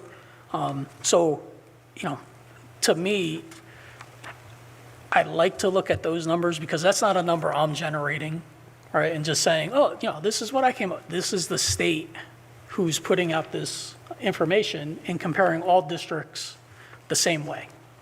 So I just wanted to spend a few minutes to talk about that. Any questions? Yeah. Where is it that you see that we're spending the most amount on our support services? So if you go to the Department of Education's website, not the most user-friendly website, but there is a search button, and you type in, taxpayer's guide to education spending. Mm-hmm. The last, it's probably 10, 15 years of data is there with all the indicators. So you can search by the district. You can search by, show all school districts. And, it's an Excel for each indicator, each type of category they have. You can search for East Brunswick. You can sort it. It's an Excel sheet that will be downloaded. And you can find a lot of information on that. And do you know how they reach those determinations? Yeah, so there, because that term support services could mean a million different things. yes. So on their website, there is a blurb under what does this mean, right? And it will give you a summary of, I often think support services of being like support operations, maintenance, grounds, custodial, but their support services is the services that are given to students, whether that shows up in the form of instructional aids, additional services that kids receive, so on and so forth. Okay, thank you. Okay. All clear? All clear. Okay, next slide. So now we get into the budget. This is a recurring slide. We started with the budget projection on March 19th, and we said we're projecting a deficit of $5,590,000. Next slide. When we adopted the tentative budget on March 25th, we had reductions that were built into the tentative budget of $2,578,000, leaving us with a deficit of just over $3 million. In that tentative budget, we had placeholders because we had to adopt a tentative budget that was balanced. And if you look at the previous board meetings, we've gone through and presented the various cuts to come to a balanced budget. Next slide. So this is a summary of what those actions were, or consensus that we had. We increased revenue by increasing fees for clubs and athletics. Athletics including sports, band, and color guard. That represents $358,985. Part of that fee increase was to have a structure of reduced application students that receive reduced meals, pay 50% of the fee. Those students qualifying for free meals pay 25%, and there's an $800 family cap on athletics. And again, athletics includes sports, band, color guard. Marching band? Yeah, specify marching band, Okay. because that's different from band. Right. Okay? Yep. Thank you. Anna Anna- is on Anna it with told that you. side, like she keeps me in check, and I appreciate that. One thing to note, this structure in the fee increase to $200, ice hockey and dance are still fully funded by the parents, right? There was no action taken at any time to say they were being moved off that. But the ice hockey fees should be. Ice hockey will see a significant decrease because of the shared service agreement with the township using their ice rink at no charge of ice time, which is greatly appreciated by the board, the administration, and I'm sure the community.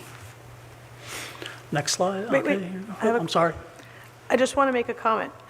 When people hear revenue, they think that that the district is actually going to be making money off athletics. I just wanted to be clear that this revenue that's coming in is going towards it, and it's not even touching what it actually costs to run these programs? Correct. Good clarification, when I say additional revenue, it's just additional budget of revenue that we did not have before, but it's not a profit. All right?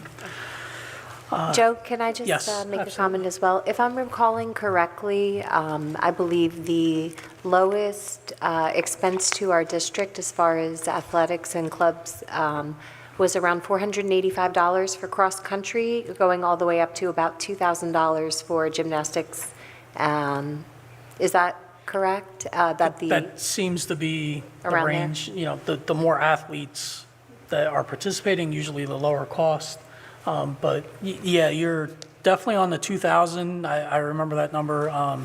$400 or $500 might be the low side. You're right there in the ballpark. Yeah, Thank you.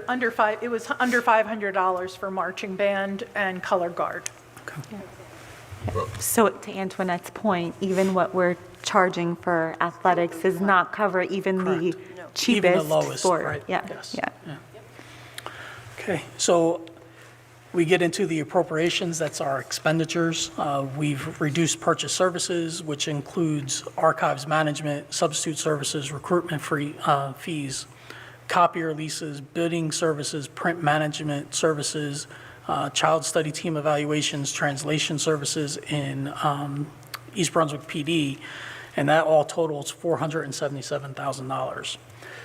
Employee benefits other, this is not health benefits, it's the other stuff, medical exams for our staff, certification reimbursements, non-unit tuition reimbursements, that totals $25,250. Right. Supplies, reduction in human resources, financial services, central duplicating, security, and instructional/academics, resulting in $97,750 in reductions. Transportation, renewing our contracted routes for less than the CPI of 3.58, resulted in a savings or a reduction in those lines of $160,000. Graduation transportation, we won't be transporting our students to graduation. There's an offset for staff and for 4 buses for those students that cannot have a ride, and we have to transport the choir and the students that perform. That resulted in a savings of $35,180. Reduction in pressure washing, parking lot striping, athletic banner updates, and board meeting supplies of $16,800. Staffing reductions, I'll read through the list. It totaled $1,841,726. That's salary and benefits. We'll start off with the addition of the instructional coach that was talked about tonight. Since the tentative budget, we had additional breakage due to retirements that came in after we adopted the tentative budget. We have full-time staff going to part-time. 2 instructional aid positions, they are retiring, so we'll reduce them to part-time. 1 school aid position, that position's retiring. It will be reduced to part-time. A secretary position, 1 secretary position, full-time will go to a part-time senior bookkeeper, and 2 SSO positions will go from full-time to part-time. We've had a number of retirements and resignations that the positions will not be refilled. 2 elementary positions, teaching positions, 1 position at Churchill, 2 at the high school, 1 student assistant specialist position, and 1 school counselor position. And then reductions, 1 central office administrator position, 1 support staff position, 2 part-time SSO, 2 teaching positions at the high school, 2 student assistant specialist positions, 1 traveling teacher position, and a reduction in the amount of elementary club advisor stipends. So as a result, we have a balanced budget. It reflects we do not have a deficit. And one last thing, I just want to remind the community that on our website at www.ebnet.org, there is a tile on the home page. It's the first tile that has budget information. There's several sheets there. You can click, go right to the board meeting. The presentations, the slideshows are out there. The tentative budget that was adopted is out there. By law, we have 48 hours to post after the budget's adopted to post the user-friendly budget. So our website will be updated as well. So the information, there is resources out there, and the public is welcome to view it. So I just have a quick remark.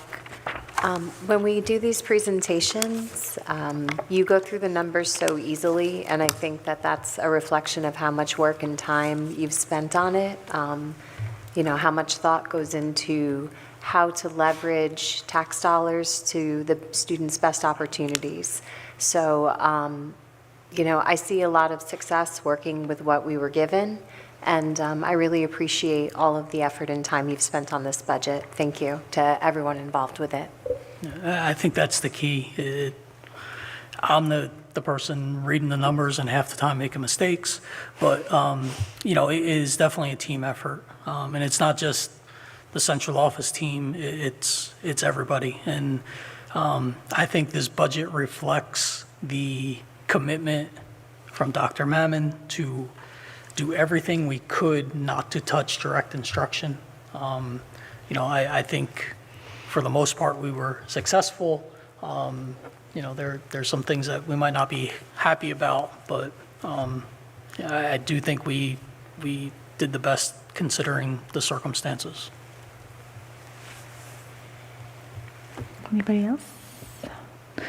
Okay, so I guess we're opening up okay, so at this time, we're going to open up the budget public hearing for the good of the cause for the public. So if anybody would like to address the board regarding just the budget presentation, you can come to this microphone right over here. You have 3 minutes. State your name and address.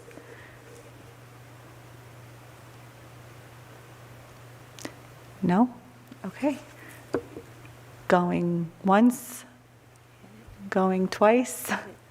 Okay, public comment is closed on the budget, and now we are going to move to the for the good of the cause for the public.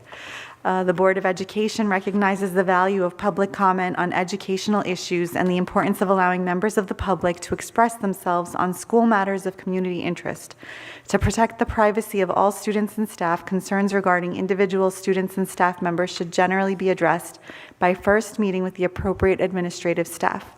Public participation shall be permitted only as indicated on the order of business in Board Bylaw number 0164 and shall be governed by the rules outlined in the agenda. If you would like to address the board, please come to the microphone, announce your name, place of residence, and if relevant, your group affiliation. You will be limited to 3 minutes. Is there anyone wishing to address the board on any issue? Hi, Maria. Hi. Hello. Hi, everybody. Good evening. My name is Maria Katrina Eng. I live on 11 Dogwood Court. I am an East Brunswick High School alumnus, parent, and I'm also the president of the AAPI nonprofit APITA Alliance. I really wanted to take the time to thank the board, Dr. Mammon, the district, and really the community for helping to resolve, for coming up with a resolution for Dr. Zhang in the Mandarin program. When I went to school here, that was not even an option to take Mandarin. I'm actually really proud of the language education I did receive here. I learned Spanish 20 years ago, and if you put me in a Spanish-speaking country, I do really well. My husband's really proud of me. So I do want to acknowledge that, that's really important to have good teachers and teachers that students really trust. We got so many meaningful stories from parents and students that really demonstrated the direct impact and the quality of teaching that Ms. Zhang has. And so I'm just really proud to be part of East Brunswick that values diversity and values global citizenship. And so really, the long-term success of a Mandarin program relies on trusted teachers and exceptional teachers. And so really I'm here to just have a sincere gratitude for the community and the strong advocacy that occurred and everyone that was involved in that. And I also lastly want to say happy Asian American Pacific Islander Heritage Month. That's now. And just a reminder that in the media centers of all the schools, there is a map that shows the roots of New Jersey, roots and roots, that show just the contributions of the Asian American population in the history of New Jersey. So thank you, and it's just a sincere thank you. Thanks, Maria. Anybody else? Hi. Hi, Kim. I'm Kim Canetta, 22 Peach Orchard Drive. I just wanted to follow up with what Maria had said just now. At the last meeting, I found out that one of our Mandarin program teachers was being cut from the program. And this hit home for me because I was here when the Mandarin program was hard fought to be part of the language department. And now my son, who's here, he's been in the Mandarin program for 4 years. And for 4 years, he's come home, tested me on Mandarin language, gave me fun facts on culture and traditions and everything, and really was truly interested in it. But it wasn't until the East Brunswick High School Chinese Honor Society participated in the Lunar New Year with me for the past 2 to 3 years that I really saw the impact the Mandarin teachers really have on the kids. These kids love the Mandarin program because of their teachers.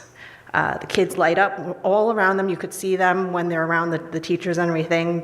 They light up and they're remembered beyond graduation. And it was just unfathomable to me to see one of them go. I just want to say thank you to the administration, the Board of Ed, and everyone who worked quickly to find a way to keep her in the program and for hearing us out. Thank you. Thanks, Kim. Anybody else? Okay, going once, going twice. Public comments are now closed. Okay, we're moving right into our agenda. Board of Education items 1 and 2. Do we have a motion? Move. Second. Okay. Discussion? Antoinette? Oh, sorry. Hi. So I was reviewing, this is for number 2, regulations, first reading and approval. Just a couple of things that I have questions on. Number 4 on that list, do you have it in, does everybody have it? I have it, yes. Number 4 was revised to change the language. I'm just wondering, why was the language revised to remove the word liaison? You're on page... I'm on page, it's under job functions and responsibilities.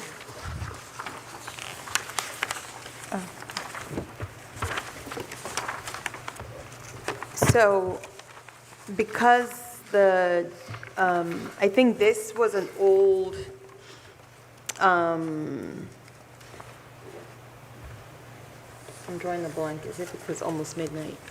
Just the wording was old and you just want The wording was old, it was before we had our security personnel. Okay. This was when there was an agreement with the police department, it was just different structure.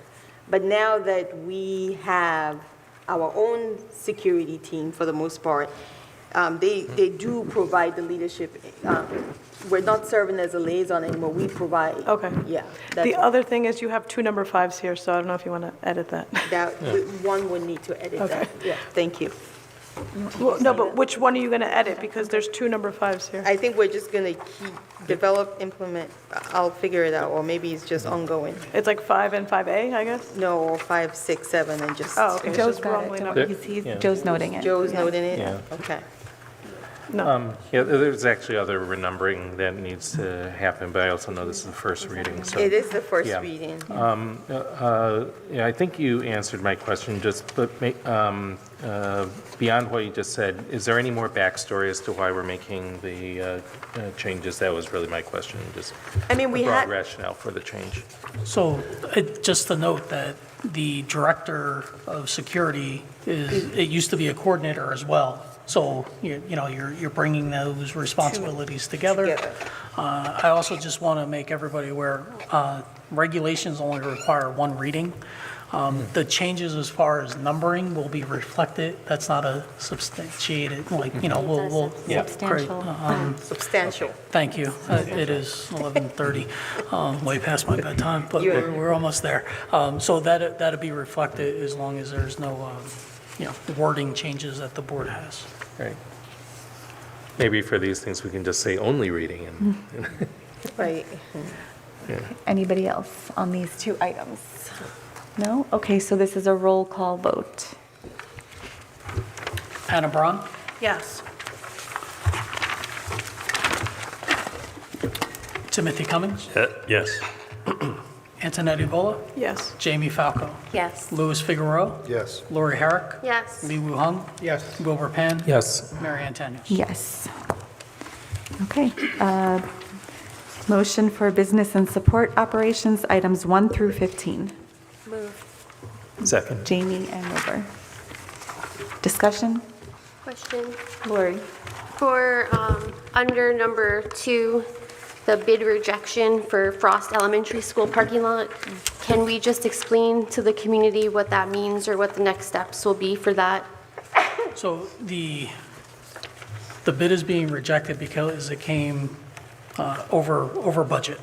So after talking to our engineer, there were 8 companies that picked up the bid package, only 1 submitted.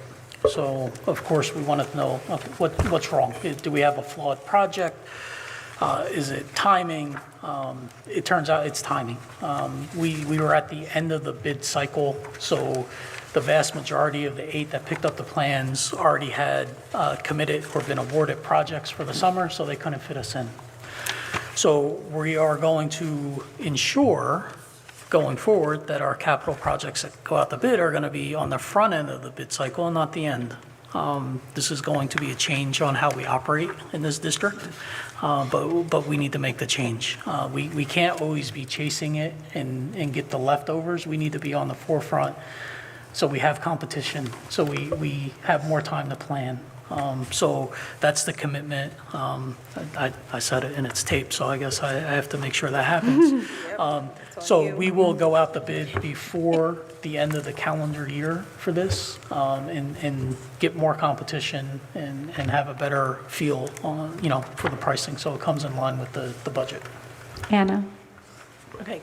Can you just elaborate for the community that this project is capital? This is not coming out of the yearly budget. Maybe you could explain how long that money has been set aside. Right. So this project is going to be funded through the interlocal shared service agreement, where we do our short-term debt through the township. Those funds cannot be used to pay salary, to buy regular supplies. So it's not accounted for in the general fund, which is what the tax levy is based off of. It's accounted for in the special revenue fund, and those funds are earmarked for those specific projects. Thank you. 2 different buckets.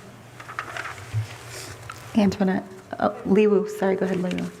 Okay, so for item number 1, I believe there is a typo. It should be May 22, 2026, instead of Friday, March 2022, 2026. Thank you. Yes, you are correct. It is May 22nd and June 2nd. Thank you. Duly noted. It is May. No, they're in the second paragraph. And under recommendation, it's May up top and then March underneath. Okay, thanks. Antoinette? So the bid was rejected because it came over the budget. What was the bid and what was the budget? So I'm not going to say that publicly because that will hurt us in the future. If I announce what the budget is, then. So no, well, the reason why I'm asking is because this year's price is not going to be the end of the year's price. Everything is more expensive now. So if it was not approved this time around, why will we not anticipate it that the price would not be rejected again in December or whenever you plan to do it at the end of the year? So a couple things. You can only reject a bid for a couple of reasons. If the bid package, the submittal is fatal, it doesn't contain the required documents, or if there's a significant overage compared to the budget. So this qualifies for that based off of legal review. Yes, prices go up. Hopefully, the prices, gas prices will not be $4.60 come December, but the more competition will generate better pricing. Okay. The reason why I'm concerned is because the reason why this is being done and to begin with is for child safety. Right. So at this point, I'm more concerned about in September when these kids go to school, or even honestly tomorrow, what plans are going to be in place to protect these kids from now until obviously next summer when it's going to be able to be done? Right. Is there a plan in place? Because we heard from the community, not publicly, but they reached out to us to let us know that they are really worried about pickup and drop off for safety. They have safety concerns. So you are correct. We chose Frost over Chittick due to those safety concerns. We will continue to have the additional resources at arrival and dismissal, and deal with the situation that has been Frost for as long as Frost has been there. But yeah, it is a concern. I don't want the community to think, it's an imminent risk. There's always a risk. We feel these changes need to be made due to the increased staff population there. So it's just going to take a little bit longer to get it done. Is there one more thing? Was there a reason why we bid so late? Why we didn't get ahead of it? I think the transition of administrative staff had something to do with it. The interaction with the planning board was a piece. If you recall, this originally went to the planning board back in November, and there were some concerns raised by the township. And it took a little bit of time to regain our footing and reestablish that relationship with the township, and be able to move forward. So. Antoinette, you're good? Jamie, good. I was just going to say, as a Frost parent, and I will be for several years yet, as long as this project is in the pipeline, we can be patient, because I have to commend the faculty at Frost. They do a heck of a job getting that drop-off done and the pickups. Anybody else? Anyone? All right, so this is a roll call vote also. Anna Braun? Yes. Timothy Cummings? Yes. Antoinette Evola? Would I be voting also for number 6, the contract award for substitute staffing? Yeah, it's 1 through Yes. 15. Okay, because I have a question on that, sorry. Okay, can we go back? Go ahead. What do we do for stop the vote? Is this the same company that we're using right now for substitutes? No, this is a new company. Okay, that's it. Thank you. Okay, so yes. All right. Thank you. Jamie Falco, Yes. Louis Figueroa, Yes. Lori Herrick, Yes. Lee Woo Hung, Yes. Wilbur Pan. Yes. Mary Ann Tenios. Yes. Motion carries. Okay, curriculum, sorry? We passed the budget, yes, so that means we passed the budget.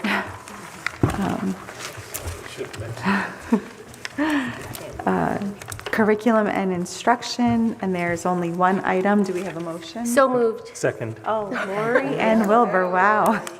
Lori, you wanted that one. Discussion? So just for public awareness, this is the adoption of the CKLA curriculum. Any discussion from the board?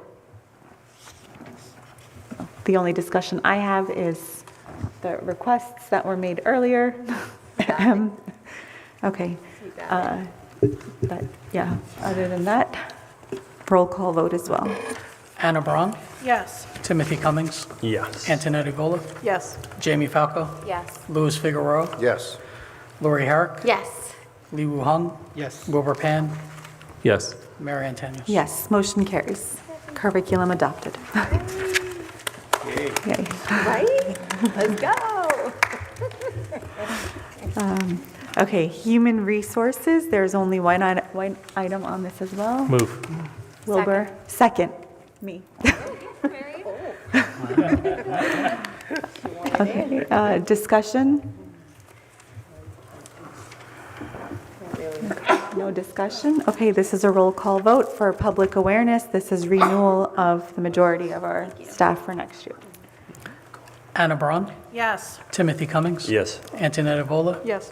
Jamie Falco, Yes. Louis Figueroa, Yes. Lori Herrick, Yes. Lee Woo Hung, Yes. Wilbur Pan, Yes. Mary Ann Tenios. Yes, motion carries. Okay, student services, items 1 through 3. Move. Wilbur, Second. Jamie. Discussion? No discussion. Okay, roll call vote as well. Anna Braun, Yes. Timothy Cummings. Yes. Antonetti Vola, Yes. Jamie Falco, Yes. Louis Figueroa, Yes. Lori Herrick, Yes. Lee Woo Hung, Yes. Wilbur Pan, Yes. Mary Ann Tenios. Yes, motion carries. All right, we are on to our final item of the evening, committee reports, information items, and for the good of the cause for the board, we will start with Anna. I just wanted to commend, this is concert season, so I've been spending a lot of time in the audience here. And I just wanted to commend particularly the Churchill Orchestra concert. It was amazing to see the number of students involved. Now, we have a 65-foot proscenium. The kids extended from one wing to the other wing. There were almost 200 kids on the stage at one time. And I just particularly wanted to give a shout out to my former student, Mary O'Mara, who I taught when she was a 6th grader at Old Hammersholt. And now she is me. She's better She's the new Anna. She's amazing, and I just wanted to commend her and the students for doing a fantastic job. I also want to commend the high school chamber orchestra for their performance at the EBEF dinner. I appreciated. I mean, the kids only had a very brief performance time. But I appreciated so much their efforts. They had exams coming up, the following week, and those kids were there for hours while the speeches were going on. And I just wanted to thank them so much for being such fabulous representatives of the arts programming that we have in our school district, and of course their Director, Dr. Arvind Gopal. Thank you, Lori. Okay, so last night the PTSA, which is at the high school, had underclassmen awards. So this is the second year that they've done it. The students are nominated by teachers for different categories. And it was a really nice event. The next CPAG meeting is a parent roundtable. It's going to be held at Trinity Church on May 12th at 7 p.m. And the reason for the location change is because the library is closed right now, or at that time, due to repairs being made, or the update of the HVAC system. And that's it. Oh, And Lori, just for clarification, that CPEG roundtable is for parents only, yes, right? Okay. Yes, it is a parent one. And although I just want to say that before I came here, I was at the softball field, and I appreciate, Joe's going to hate this, but I appreciate being able to see through the fence. So it was very nice to not have to like scrunch my eyes and feel like my head hurts, but I know that the parents are very happy for the updated fencing, so thank you. Just a quick congrats to all the awardees from earlier this evening. It was really special to witness that, and just very grateful to, everything that was shared about them was a representation of people that I would want to work with, and characteristics that I want to be around. And I'm just so grateful that those are the people that are educating our children and are a part of our community. So we're very lucky. Thank you. Thanks, Tim. Liwu. Yes, I want to congratulate our Teacher of the Year and Service Supporting Person of the Year. They are really the model for our students. Their contribution makes this school district really special. And I believe most of the people sitting here attend the EBEF pie dinner. EBEF means a lot. At this special time, we have a budget constraint. Every dollar they raised means a lot. So I want to thank the EBEF for everything, for more than $3 million they spent on our teachers' grant. And I urge the entire community to give you support, get your friends' business involved. Every dollar they raise is for our students, not for them. So thank you, Jack. Okay, Jamie. So one of my favorite parts about being in this community and being on the board is a night like this, where I bawled my eyes out. Thankfully, I wasn't facing all of you in the crowd, but... It's okay, we saw you. Oh, yes, I know. Well, you could hear me, too, squeaking, and, I had a big bag of tissues. That's why I carry my suitcase everywhere. But the pride, just the joy I feel. Mrs. Schaffner was my son's pre-K teacher for 2 years at Bound in ELA, and I wish I had brought it with me. My son in kindergarten wrote a chapter book by himself, 14 pages at Aftercare, with inventive spelling and penmanship that was beautiful. I'm grateful to his kindergarten teacher, and I know that when he entered kindergarten, he knew all his letters and numbers and his sounds, thanks to Miss Schaffner. At Frost, Miss Kim was absolutely instrumental in helping my daughter develop self-esteem and courage to be in larger class settings, something she struggled with. Her care for the students is so apparent when you're with her in the school. She's just a light in this world. And Officer Tim, he's the best. He's just so cool. I mean, everybody is great. I'm so proud of everyone that got these awards, but these are people who have made a difference in my children's lives, and I'm just so grateful to them and everybody who was honored tonight, and everyone who wasn't, because East Brunswick really is an excellent place. For as far as my committee report, this upcoming Tuesday, May 12th, is the 10th Annual Unity Walk for the Human Relations Council. Everyone is invited. It kicks off around 6:45-ish at the Municipal Complex Pond. We hope to see you there. It'll be a lovely event, as always. And then to echo some of the remarks from earlier, I'd like to wish all of my Asian American and Pacific Islander neighbors a happy Heritage Month. I'm looking forward to sharing in your celebration. Thank you all. Thanks, Jamie. Lou?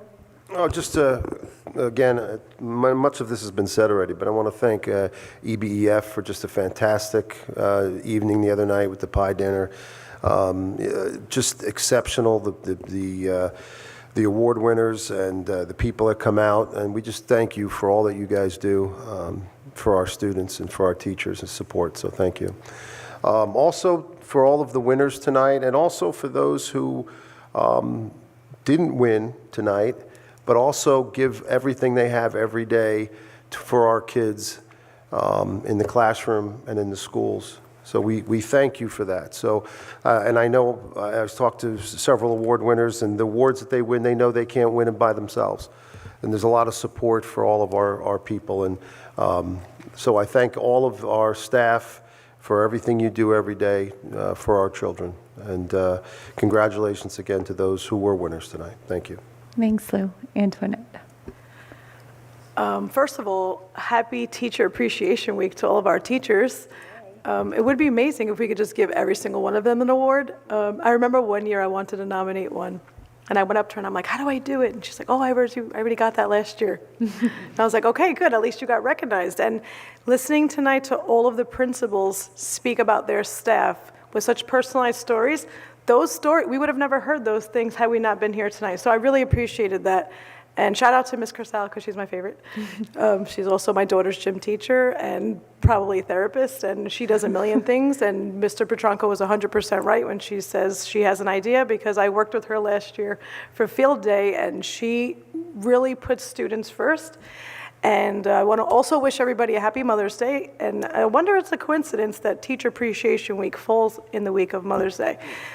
Because for those women, they are also mothering and nurturing those children all day long. And depending on what grade you have to adjust to that need of the student. So I appreciate them. So I want to keep it short because it's almost Friday morning. I want to thank Dr. Mammon, Joe, and his team for having patience with me and my million questions throughout this budget. I also want to thank the community who reached out to me, and you know how every Sunday your phone tells you how many hours you've used? Mine went up like 5 or 6 extra hours a week, and I appreciated that because I was able to make an informed decision and ask the questions that you guys wanted based on those conversations. So, my phone's always available if you need to reach out to me. So, again, this is not easy. I'm not going to speak on behalf of anybody else. I'm going to speak for myself. It's not easy when you have to make these types of decisions, but my goal will always be to make sure that the classroom is as protected as it can be. So it was a tough job, but I feel confident in the decisions I was able to make. So thank you. Thanks, Antoinette. Wilbur. So, orchestra concert was great, pie dinner was great, Teacher Appreciation Week is awesome, they all deserve it. I know it's a repeat, but had that in my notes. Percussion ensemble night at the high school happened this week. I learned that it's only the third year that's been going on. There's a great reason to have it because for band parents, if your kid plays percussion, that's what I was told, you generally take a seat all the way in the back of the auditorium because your kid is all the way against the back wall and you're not going to be able to see much anyway. Mm-hmm. So percussion ensemble night was a way of putting together a concert just for the percussion, students playing percussion. And the pieces were really pretty incredible on all levels. The thing that really warmed my heart, it is the loudest concert I've heard at a school event. It was awesome for someone who used to play in punk bands. You know, that was great. Let's see. I also wanted, I gave thanks to everyone involved with the budget process last week. I want to mention it again now that we're past that hump. And I don't mean to be a downer about this, but I do think there's something else that needs to be said about this whole budget process this year. I know we started with not wanting to touch the student experience, and we kind of were able to do that. But I'm going to make the argument that we may not have impacted the student experience through this budget cycle, but we sure came to some pretty close tangents in that. Teachers that were being considered to let go, we were able to keep them, thank goodness, and thank goodness to the community for reaching out about that. The discussion that we had about the preschools, yeah, fine, they're not technically our students because we're a K through 12 school district, but they will be our students one day. and how those kids do will impact how they do once they get to the K level. And the fact is that we did a lot of stuff to save money this year. And unfortunately, we got through it. But the root causes of our budget shortfall haven't been addressed. And those root causes are still healthcare costs that we can't control, transportation costs that are out of our control, energy costs that are out of our control, charter schools, which is an issue with state regulation, and unfair funding for special education, which is, again, is based at the state.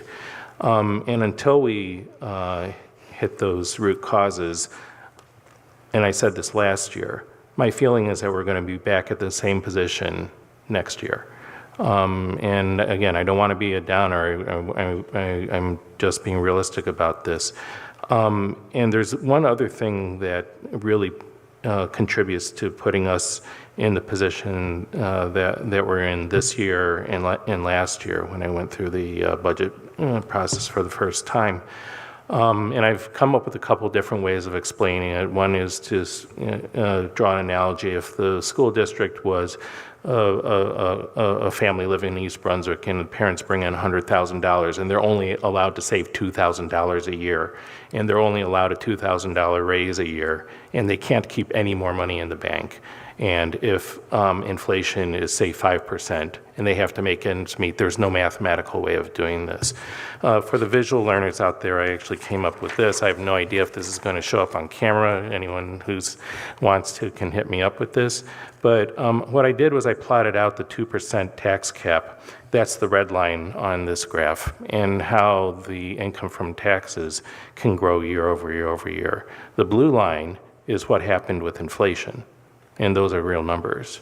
And you can see that the gap shot up after COVID, and it's continuing to increase. So again, just from a mathematical standpoint, it's going to be extremely difficult for us to continue to balance our budget over time. And so, again, I don't want to be a downer, but what I want to do is have our success be the catalyst for action from our community and all the other school communities out there to really address the root cause. And if some of these things are at the state level, the tax cap, the charter school funding issues, the unfair funding for special education, then that's where the solutions will be. But what that also means is that we can't do it on our own, even though I know this advocacy committee that we're putting together is going to be awesome as well. But that's just one town in all of New Jersey. And what I'm hoping is that we can really start something here and put ourselves in a better position for next year. Yeah. And happy API Heritage Month. Thanks, Wilbur. Okay, so I want to say thank you, Joe, thank you, Dr. Mammon, and thank you to the board members who invested a lot of time into this budget. I think that this is a very different feeling from last year. I think, we had to make some tough choices this year too, but it felt like more of a team effort this year. And the amount of community feedback and the willingness of the community to be able to approach us and speak to us, and everybody up here has different social circles and different backgrounds, so to be able to tap into that and have a pulse on what the community was really looking for made a difference. So I'm really grateful for that. I'm grateful for the amount of time spent, and I don't think people get to see that, and that's okay, because we didn't sign up to do this so that people could see it.